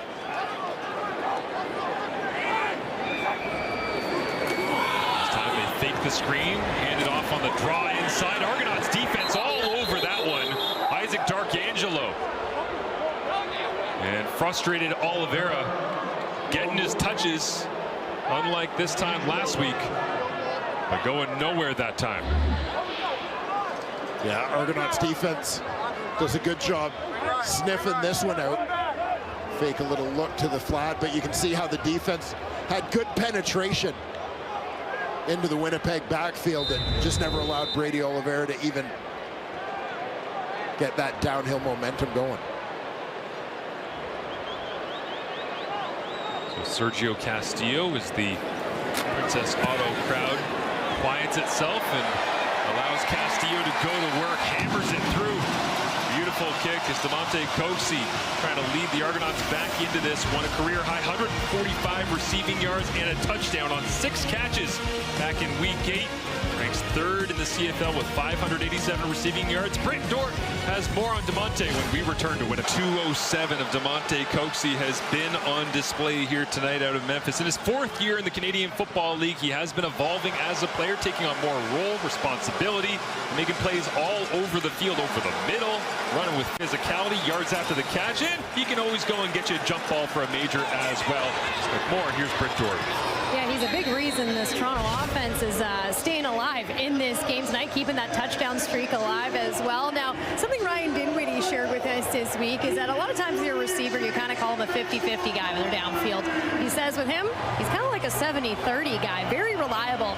And his quarterback agreed. He said his ability to adjust when plays aren't going our way or I have to make a different play call, he's there. He finds that ball. He gave him a big nod last week when the conditions weren't as favorable as they are tonight. He said, I couldn't believe the way he was able to keep his hands on the ball in those rainy conditions.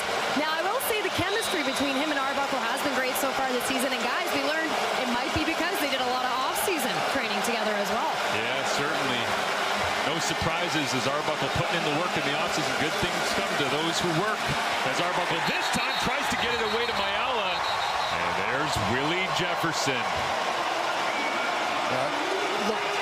Looked like Nick Arbuckle on that play. Thought he just had an easy little flip to get away from the pressure. He was going to get it out to Mayala, but keep an eye on Willie Jefferson. Wins to the inside on that one. So they've got the young offensive lineman guessing. I think Nick Arbuckle either didn't see him coming or underestimated the wingspan of Willie J. The go-go gadget extendo arms of Willie Jefferson, yeah.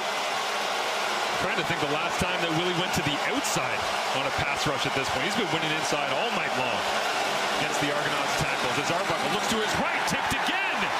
And did Willie get another? Get the banjo out, number 5.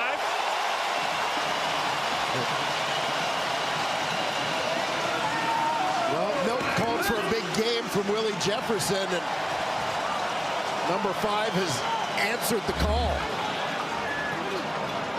Lines up on the inside this time. Right side of your screen.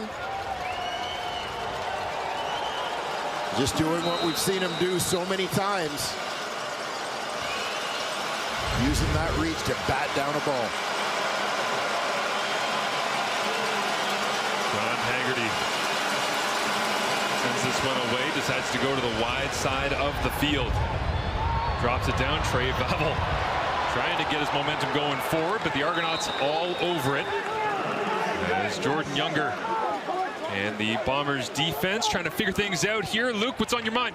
You know, Marshall, we talked about making the Argos earn it, and that's exactly what they're doing now. And you got to love it. They make the adjustments on the sideline. That's why I love the Bombers. And I think this is the main reason why they've been to 5 straight Grey Cups, because they can adapt on the sideline. It's a great coaching staff. You look at that, what just happened? Willie Jefferson gets going. Then you bring Tony Jones on a little pressure action right in Arbuckle's face. That's the matchup they want. Make the Argos earn points. Having to make him go the long way as Willie Jefferson, the game changer that he's always been, as Strevler double catches the snap, now rolls to his right and duffs this one right into the turf in front of Jarrett Stearns, incomplete. So 2nd down and long here as the Bombers offense trying to execute the same way that Luke was just complimenting their defense for getting the job done. And we've seen them try to get back to Brady Oliveira and that run game a little bit. We know that's where it all begins for the Winnipeg Blue Bombers. Argo's doing a pretty decent job, though, containing Brady here in the second half. Jason Hogan, offensive coordinator, dialing it up from up top as Brady Oliveira looks over the Argonauts defense. Streffler, deep drop, loads it up, looking down the seam, up for grabs, it's tipped, is it intercepted? Benji Franklin's got it, was it off the bounce coming from Milton? This was one that you could kind of see coming from the combination of formation, but almost right from the snap. Carrick Wheatfall is left as the lone receiver on the left side of this formation as they went quads right. And it just felt like Chris Strevler got predetermined that he was going that way, because there wasn't a point where you really felt like Wheatfall had an advantage on the defender. You saw Milton was over the top on him. Able to make that tip, and Benji Franklin comes up with the INT. Second of the ball game for Chris Strevler. The interception to Cameron Judge early on, and now Milton tips it back. A tremendous reaction to Benji Franklin intercepting, and Arbuckle just has to get rid of that one. Is very similar to what we saw in the rain back at BMO last week between these two teams in the second quarter. Just relentless pressure up front, and Toronto struggling to protect Arbuckle. Yeah, keep an eye coming off the left side. Again, confusion for the young tackle. You've got the guard blocking down where they end up with a double team on the nose, and the tackle is left with two guys. Yeah. Just all kinds of communication issues in protection. Jordan Younger getting after it right now. Keep an eye on Willie Jefferson. He lines up across from John Boss here on 2nd and 10. Arbuckle steps up, throws it down the right sideline. DeMonte Coxie one-on-one, and plenty of hand fighting, and that one's likely going against DeMonte Coxie, who was doing anything he possibly could to gain an advantage. Yeah, we've seen 2 weeks of DeMonte Coxie and Terrell Bonds doing battle. Primarily on that boundary side of the field. Offensive pass interference. Toronto, number 86. Penalty is declined. 3rd down. And Coxie recognizing Bonds has position on that one. He's just trying to prevent 24 in blue to get there, from getting there to make an interception. Gotta say, it's been fun watching Coxie and Bonds go back and forth, but also make a play, Britt Dort. Yeah, you're right there. I mean, you're right there. You're right in the line of fire. We'll work on it, Britt. It's okay. Haggerty, last play of the 3rd quarter. Booms this one away. Drops it over the head of Trey Vavel, who either didn't see that or lost it in the lights, and skips into the back of the Winnipeg Blue Bombers end zone. It's a single, and that will be it for the 3rd quarter as a single on the board. 10-point game going to the 4th quarter here in Winnipeg.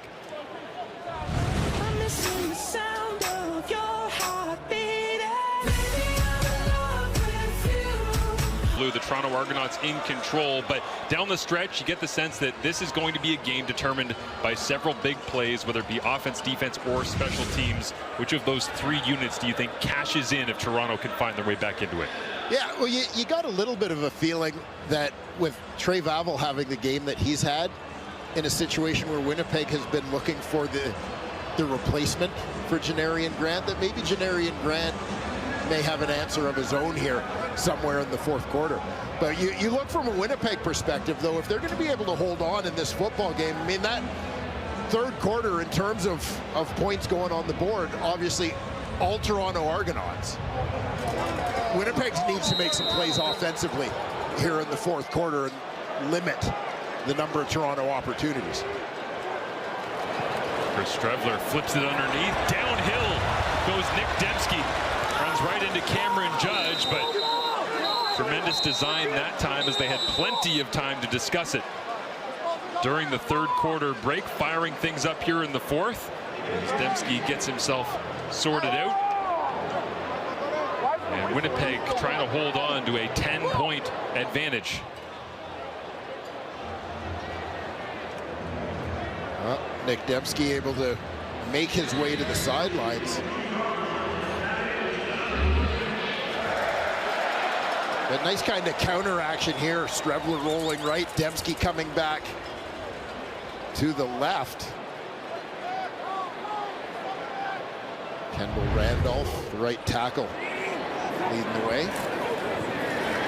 Brady Oliveira gets the touch and bounces off initial contact, rolls forward as Oliveira does so many times. Looks like a gain of 6. So 2nd and very manageable here, crossing the 55. Jason Hogan continuing to dial it up in that run game.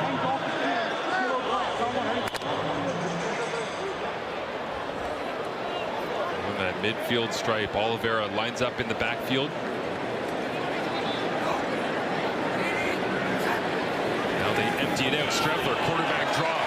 One-on-one, and a nice play made that time by Aaron Casey, who's got a pair of sacks here tonight. Loses his bucket in the process. It is a big man coming downhill, and Chris Strebler, all 6'2", 222 at quarterback. Knowing the play call that they've got, they use motion, empty out the backfield. That takes one of the linebackers, Winton McManus, kind of out of the middle of things, trying to open it up a little bit for Chris Strebler here.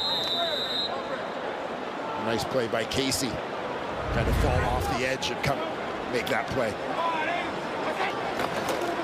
As Terry Wilson takes a snap on 3rd and short. Just gets enough.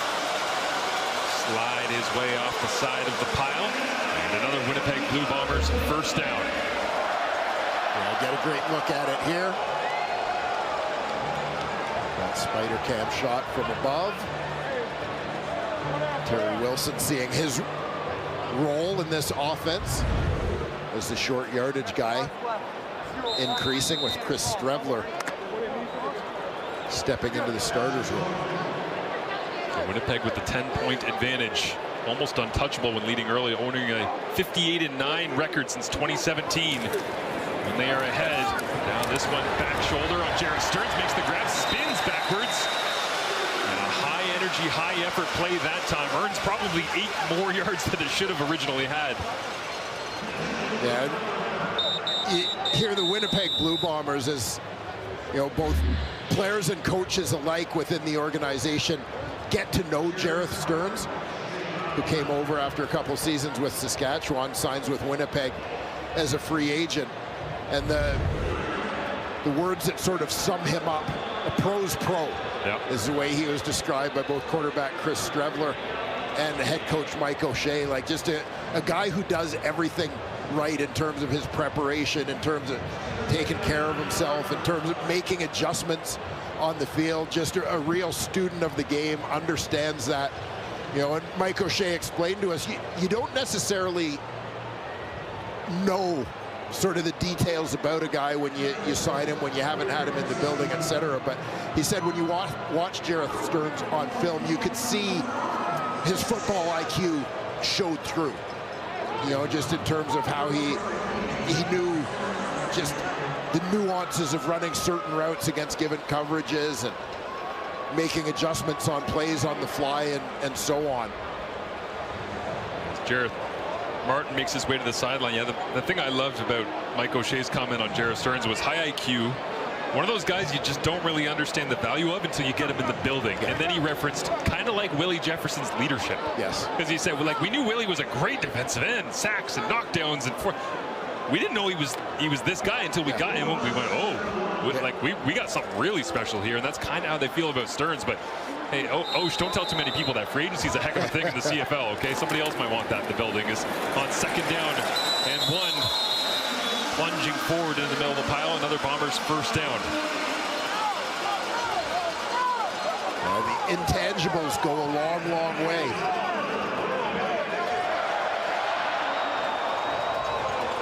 The success of a football team. It's as much about having the right people as it is about having the right players. And having the blueprint and knowing how to do it. That's what the Bombers are leaning on to get themselves out of this 3-3 mark that they're at this season, and the loss to Toronto last week on the road. As after this one, Winnipeg would go at Calgary and then back here at Princess Auto against the Ottawa Red Blacks. As Strebler rolls to his right, sliding down, and digging it off the turf. Jareth Stearns makes another grab. First down, Winnipeg. And once again, Chris Strebler using that athleticism to attack the edge. Fullback Michael Prisite taking care of the defensive end, allowing him to get there. And just finds that window. Stearns working back to his QB.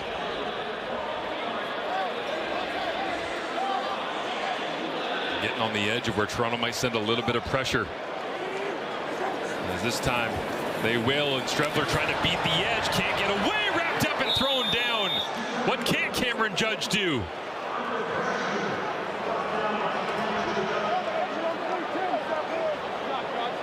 An absolutely fantastic play from Cameron Judge.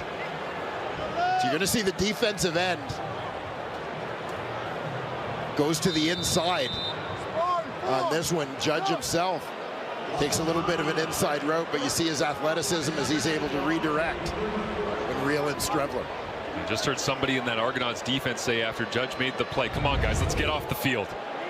Want to make a play here, 2nd and 19. 4-man rush going underneath. Corcoran makes the grab, and Darkangelo right there with Benji Franklin. And Winnipeg will settle for the field goal here to extend their lead with the clock rolling towards 9 minutes remaining in the 4th.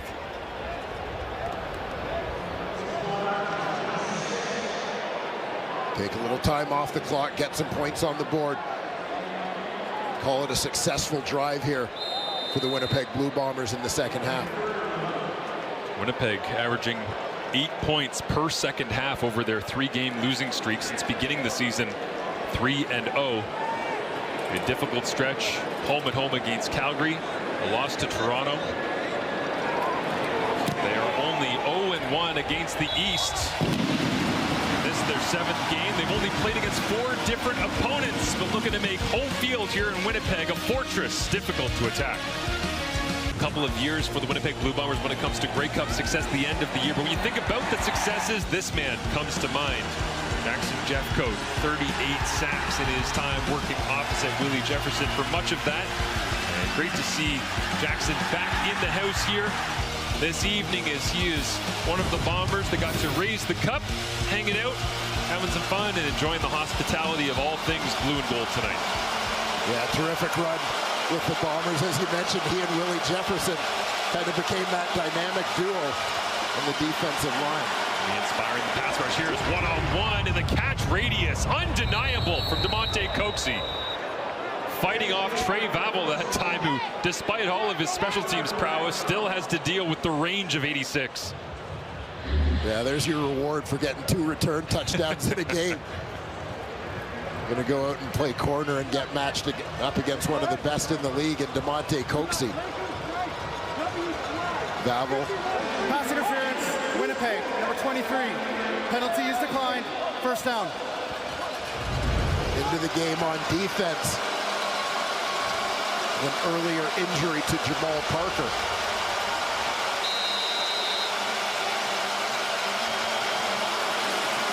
Arbuckle, deep drop, steps up in the pocket, looks downfield, throws it down the seam, caught! Touchdown, Coxie!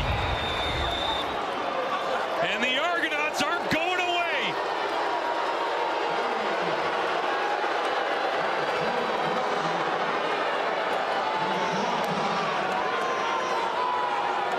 Well, if in doubt, when you're the Toronto Argonauts and Nick Arbuckle, throw it as far as you can in the general vicinity of number 86. Arbuckle does a nice job here to buy time, negotiating the pocket, stepping up, just until he can see that Coxie's got a step on his man. Playing him a couple of snaps to the field. He's matched up against Vavel, who doesn't have a lot of reps at defensive back here in the Canadian Football League.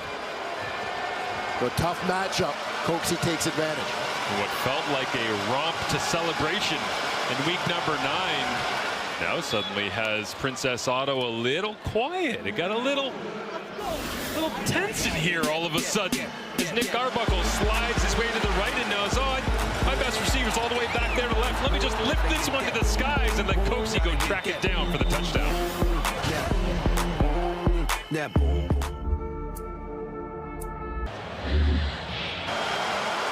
Nick Arbuckle, sensing pressure, steps up,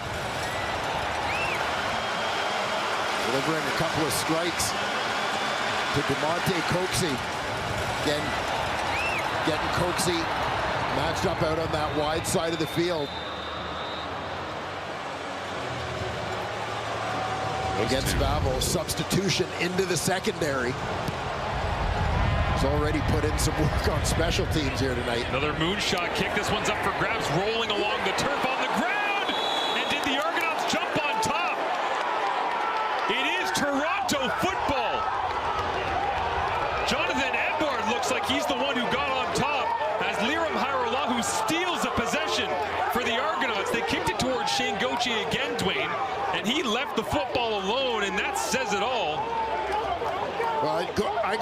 the first kickoff of the game. Remember the confusion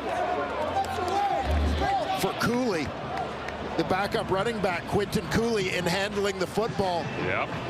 And there was the ball. Well, here it lands in front of him. He's got to understand he's got to come forward and get that right away. On the kickoff, it's a live ball. He who hesitates is lost. Well, Cooley certainly has been a couple of times tonight. Anytime it's not near Babel, Winnipeg special teams are in trouble. When it's near him, it's gone the other way for 6 twice.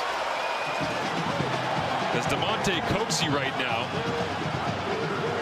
a career high 178 receiving yards, 323 in the last 2 games alone against Winnipeg. Well, and that's back-to-back games in which he has set a new career high. Yeah. Just keeps pushing the bar higher and higher as the Winnipeg crowd gets into this one. Trying to fight for their team, the 9th straight sellout. Argonauts staging a comeback, down 6. And on 2nd and 10, Arbuckle with all day to throw and puts it into the waiting arms of Jones. Tony Jones steals back the possession that the Argonauts special teams had earned on their own. Arbuckle pats the football, lets it out of his hands, and starts running to cover. He knew Jones was all over it on the pass intended for Dave.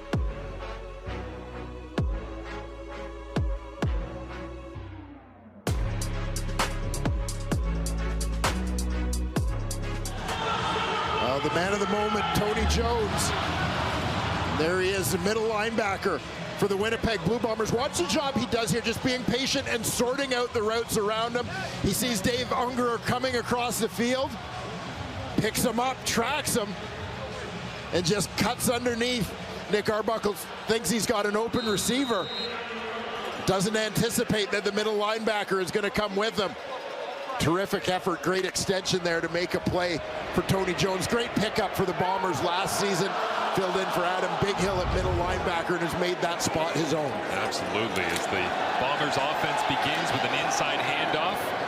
Minimal gain that time. I think the reason that's going to hurt more than anything, and we know Toronto's going to get plenty of opportunities here down the stretch to try and take the lead back, but for Argonauts fans at home watching that one, you're going, oh, there's so much room out to the sideline. Just throw it to the moon and lead him out to the sideline and see if it comes down.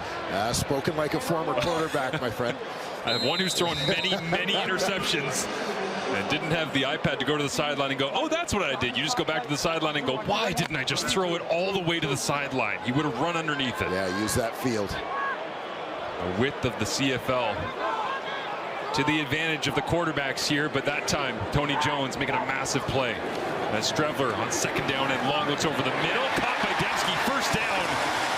And the quick feed of Nick moving the sticks once again.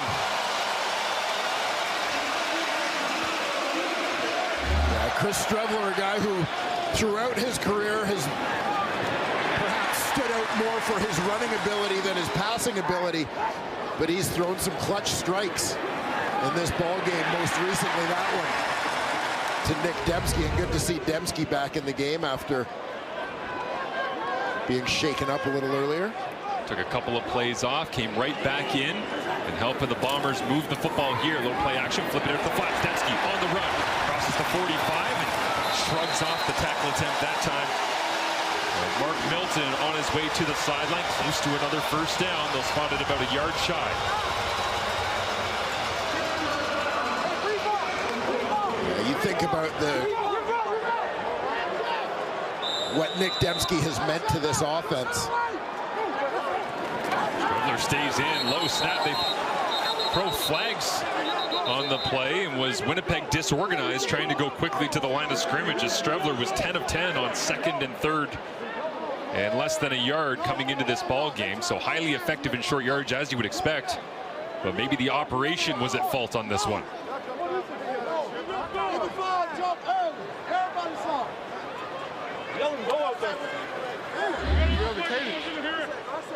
An eye here on the left guard Gabe Wallace. Number 69, you know you be lying. Procedure, Winnipeg, number 61.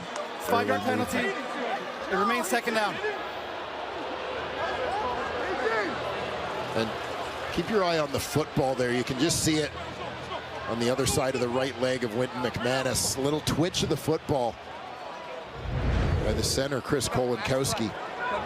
A little indecision across the board that time, trying to move quickly to the line of scrimmage. So instead of second and less than a yard, it's 2nd and 5. 5 minutes remaining, leading by 6. Argos rush 4. Strevler checks it down. Oliveira's got to go earn it against Cameron Judge. He shrugs him off, makes the play, cuts back inside the 30, and Brady O moves the chains.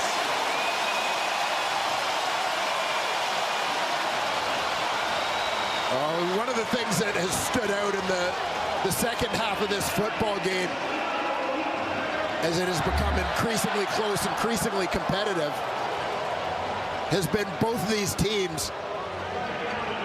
You look at the guys they go to when they need a big play. Yep.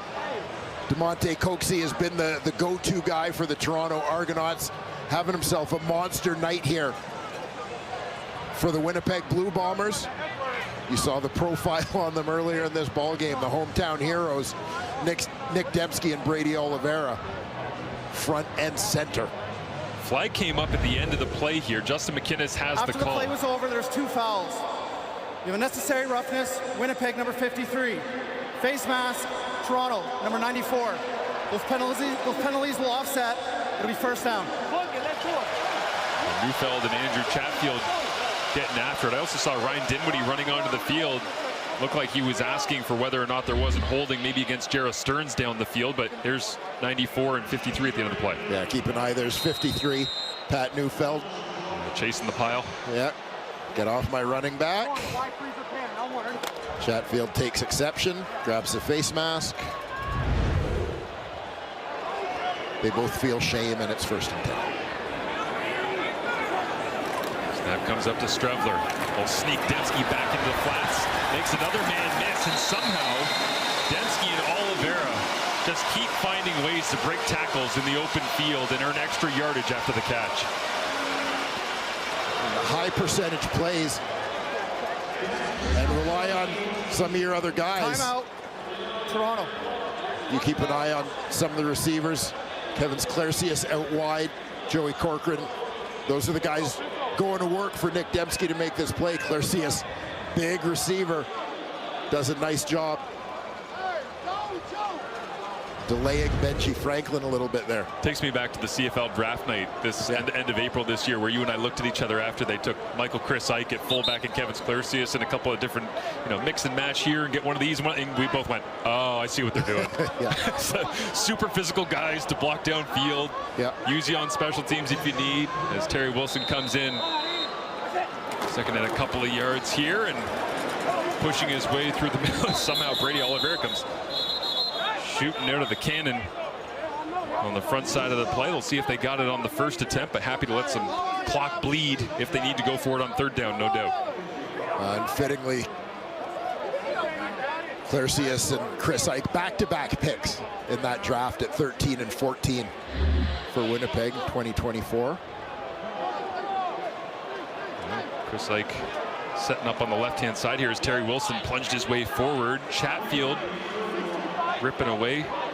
Wynton McManus trying to get the football out as well, but Wilson secures the rock, gains a yard, but needs another.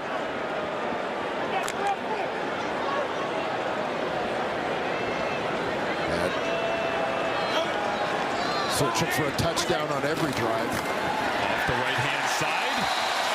Wilson very nearly broke the entire 24-man scrum and headed to the end zone on that one. First down, Winnipeg. Yeah, and absolutely big that they're able to keep possession, combination of keeping that clock going. But this is a drive where what you desperately want is a touchdown, not to be forced to settle for a field goal, which keeps it as a one-score football game. Bombers are thinking end zone all the way here. Seems like an unimportant element in the grand scheme of this back-and-forth football game, but man, does Terry Wilson ever have command of the short yardage package all of a sudden. Yeah, he's done a terrific job stepping into that role. Never would have thought they'd use him over Strevler, but has to. He's been fantastic this season. Strevler now goes back to work. Little pump on the outside, looking for a slant. Go Tavares McFadden! That's not the man you want to go after. Number 2. All the ball skills to steal it away. And Strevler throws his third as we hit the 3-minute warning.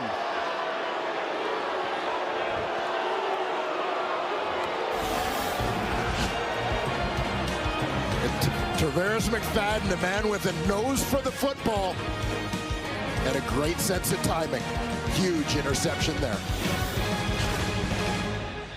Takeaways, these are the 2 men that'll give it to you. Just like we were talking about pregame, Luke. Great throws made at times, but man, some frustrating decisions down the stretch. Definitely some frustrating decisions. If you're a Bombers fan, that last one really hurts because it was a great drive. But I got to say, as an ex-offensive guy, we love to make jokes about defensive players and how, you know, they can't catch.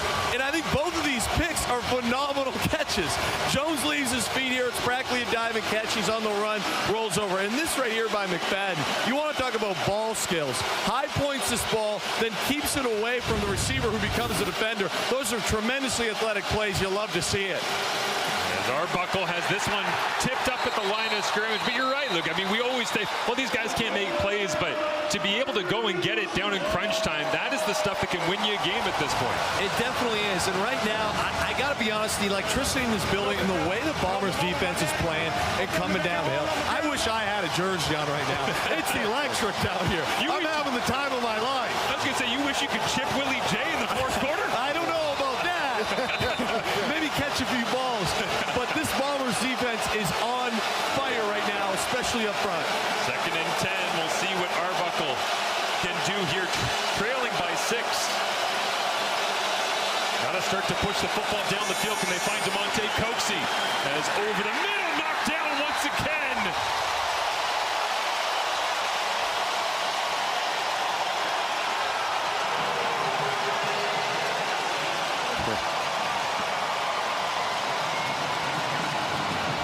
Willie Jefferson. It's just Willie being Willie. A constant presence in the face of Nick Arbuckle. Just when you think you've got a throwing lane, number 5 throws up one of those big mitts. Toronto punts it away with Haggerty. Starting to feel like Grey Cup 2024, really. Just game changer. Can't get away from him. Inevitable. Got a variety of talents. And you can tell he's happy to be home here in Winnipeg. Yeah, far right side of your screen is Willie Jefferson. And uses that reach to get the tackles hands off. Great separation and bat that one down.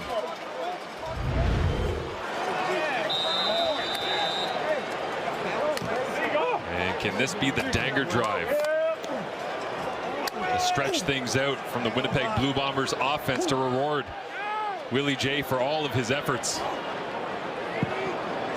Toronto's got to think it's going to be a quick run game, but instead they'll flip it out.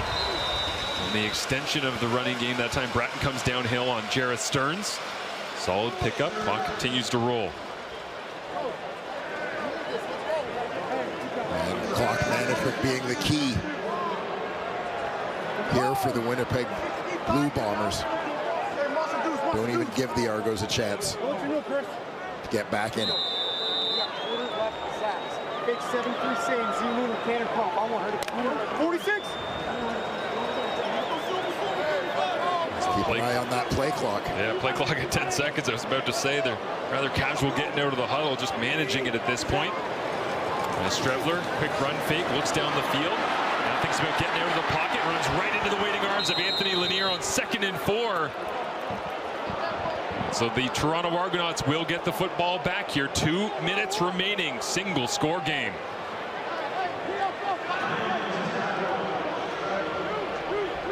And I think Chris Strevler, after throwing the last interception, recognizes, don't see what you want, don't take any chances with the football. Timeout, Toronto. Yeah, if he could have just slipped through that first level, the rest of that D had backed off in coverage, but Good job by Lanier and the D-line, shutting down the gaps. Lanier's had a night. We talked about the most active defensive lineman for Toronto being Chatfield Jr. with 31 quarterback pressures coming in, get pressures on 16.9% of his pass rushes, which is the best in the CFL. But Lanier's had tips and rushes and gotten in on Brady Oliveira, and feels like he's had as much of an impact as anybody in that front as Dave Unger goes back. Two-man return, Janarian Grant. They'll cover off the field. No need to send pressure here.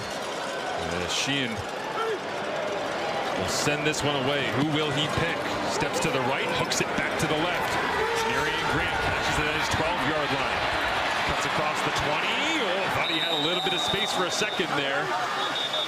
As we see the way this game has unfolded, it has been a fun one in the Peg. 17-6 in that second quarter, and Winnipeg was in control after a 13-point first half. It was 31-13, but all of a sudden, Toronto starts gaining a little bit of momentum in that third quarter, but they're up against this. The home crowd of Winnipeg, and that man right there, who undoubtedly will get his hands up in the way of anything Nick Arbuckle wants to send down the field. Damonte Coxie is at the bottom of your screen. Another career high in receiving yards tonight, breaking last week's new career high. Arbuckle pressure on and throws this one. A difficult contested catch attempt from Tavares Daniels. And right off that hash, it falls incomplete, 2nd and 10. And Dietrich Nichols supplying the coverage. As Daniels works towards the middle, Arbuckle. Again, with Willie Jefferson in his face as he attempts to deliver that one. And in comes the crowd on 2nd and 10.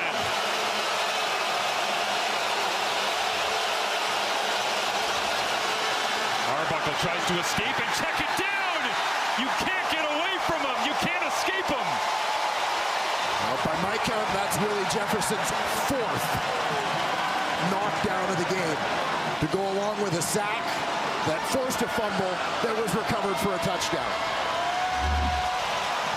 A monstrous performance. Beats his man to the inside.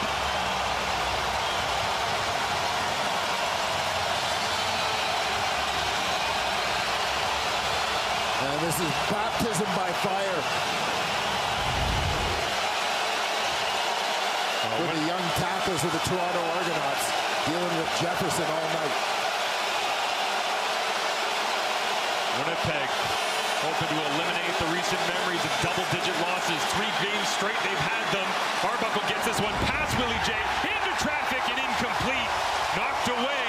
Tony Jones there in coverage alongside Trent Vavel, who's got 2 return touchdowns here tonight. And Dave Unger immediately got up, ran to the Argonaut sideline and said, please get your red flag out for a challenge.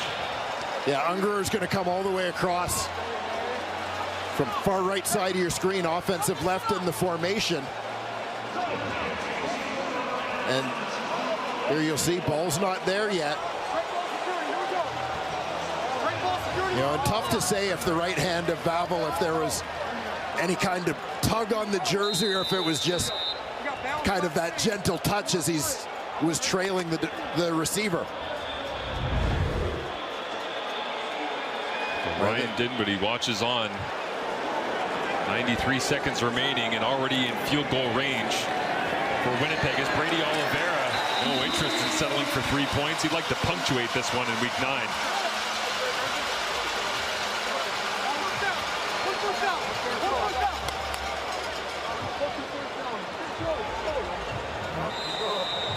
You look at the Winnipeg Blue Bombers in their effort tonight, their leaders have led.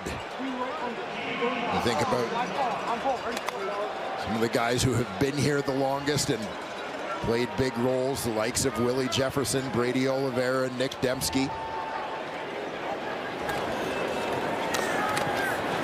Fake the end around here, handoff inside. Isaac Darkangelo, first contact for the Argonauts defense. Quentin McManus continues to play hard right to the very bitter end. You know, and certainly when you look at the Winnipeg Blue Bombers, you think about Mike O'Shea's background, a guy who was a star as a linebacker in the Canadian Football League, but even as a starter, played a lot of special teams. It was something that was always important to him. Started his coaching career as a special teams coordinator. So it's something that's always been near and dear, emphasized by him. Mike Miller is now the special teams coordinator. Special teams has delivered in a big way with 2 return touchdowns in this ball game. Sergio Castillo, 36 yards away. Flags are up as the kick is good.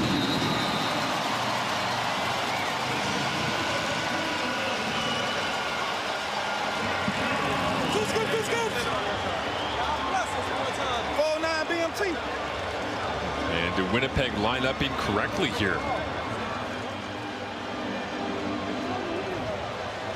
As the replay official back at the CFL Replay Center is Dave Foxcroft tonight, looking things over, communicating with Justin McInnes, the referee, and as you said, the execution paramount on special teams for Mike Miller and Mike O'Shea. Illegal formation for only 6 players on the line of scrimmage against Winnipeg. 5-yard penalty will replete the field goal. So well within range, and Miller talking to Willie Jefferson there and hoping that Castillo just casually knocks this one through once again and creates a 2-score game with 42 seconds. Just to clarify, always offensively have to have 7 players on the line of scrimmage.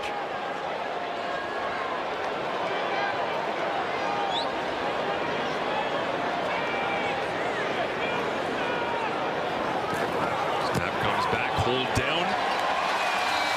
Like it never happened. Castillo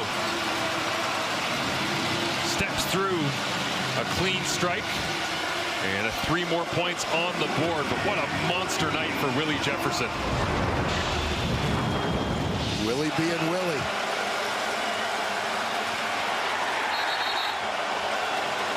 Gets the knockdown there, follows it up. Another one, and another one.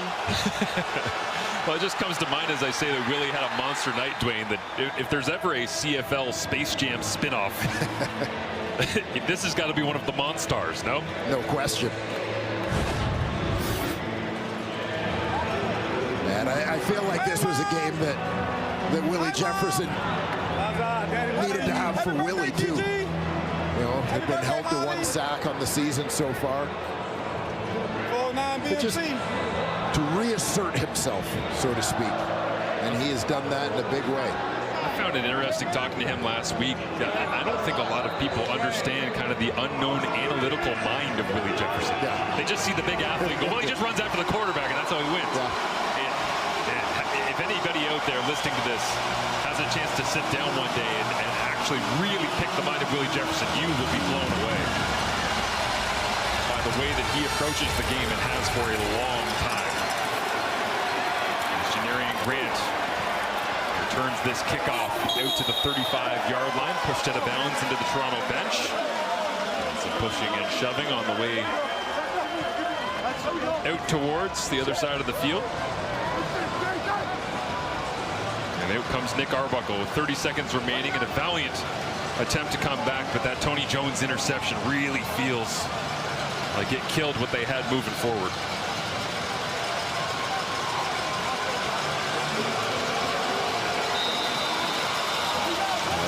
Defense got stops when they needed to here in the 4th quarter. For the Winnipeg Blue Bombers, stemming the momentum gained by Toronto in the 3rd. Offense moved the ball, ate up some clock.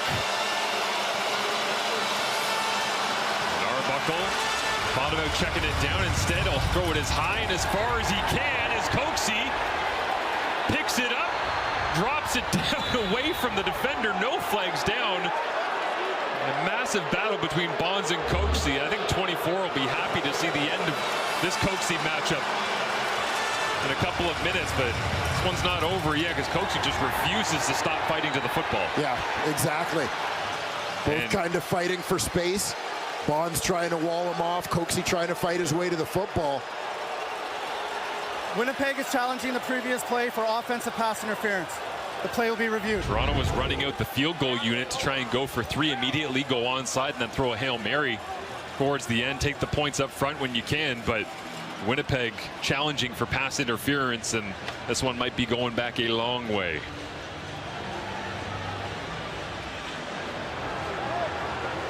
Looked like a little bit of maybe what we'll call physicality from each of the two players on this play. We'll see if there's, and yeah, maybe you saw Coxie's left hand come up over the shoulder of Bonds on the outside here as he sheds the defender. Left hand was on the back, right hand on the front of the pads before Bonds goes down. You see they're both fighting for a decision, a close call, but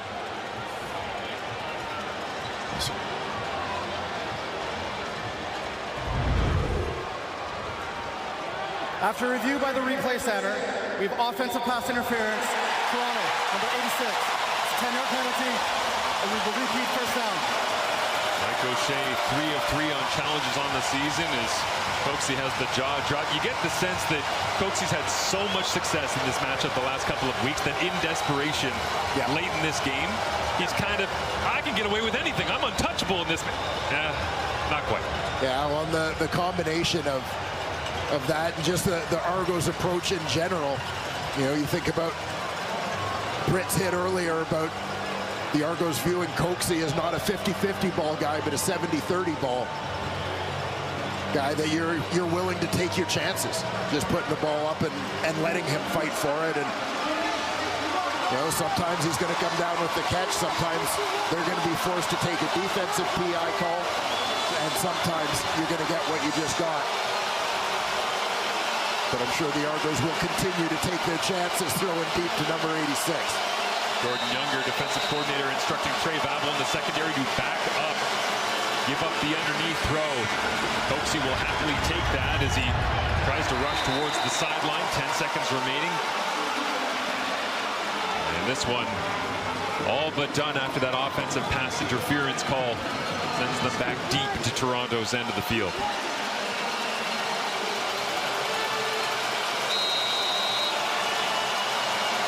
Linebackers are 25 yards off.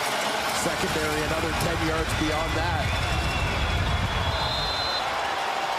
Morris Daniels pads the stats at the end of the night, but you hear the cheers from the 9th straight sellout.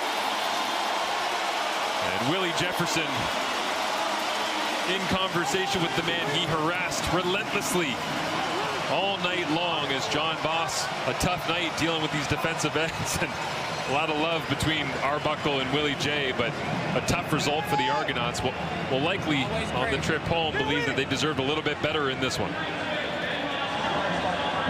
Yeah, terrific battle. The Argos dug their way out of a big hole in the second half of this one to make a game of it. But the Winnipeg Blue Bombers made the plays they needed to down the stretch to hold off the charge. Willie Jefferson said he wanted to leave a legacy that was difficult to deny, and despite the fact that Toronto has had Winnipeg's number recently, there is no doubting that Willie J has been a force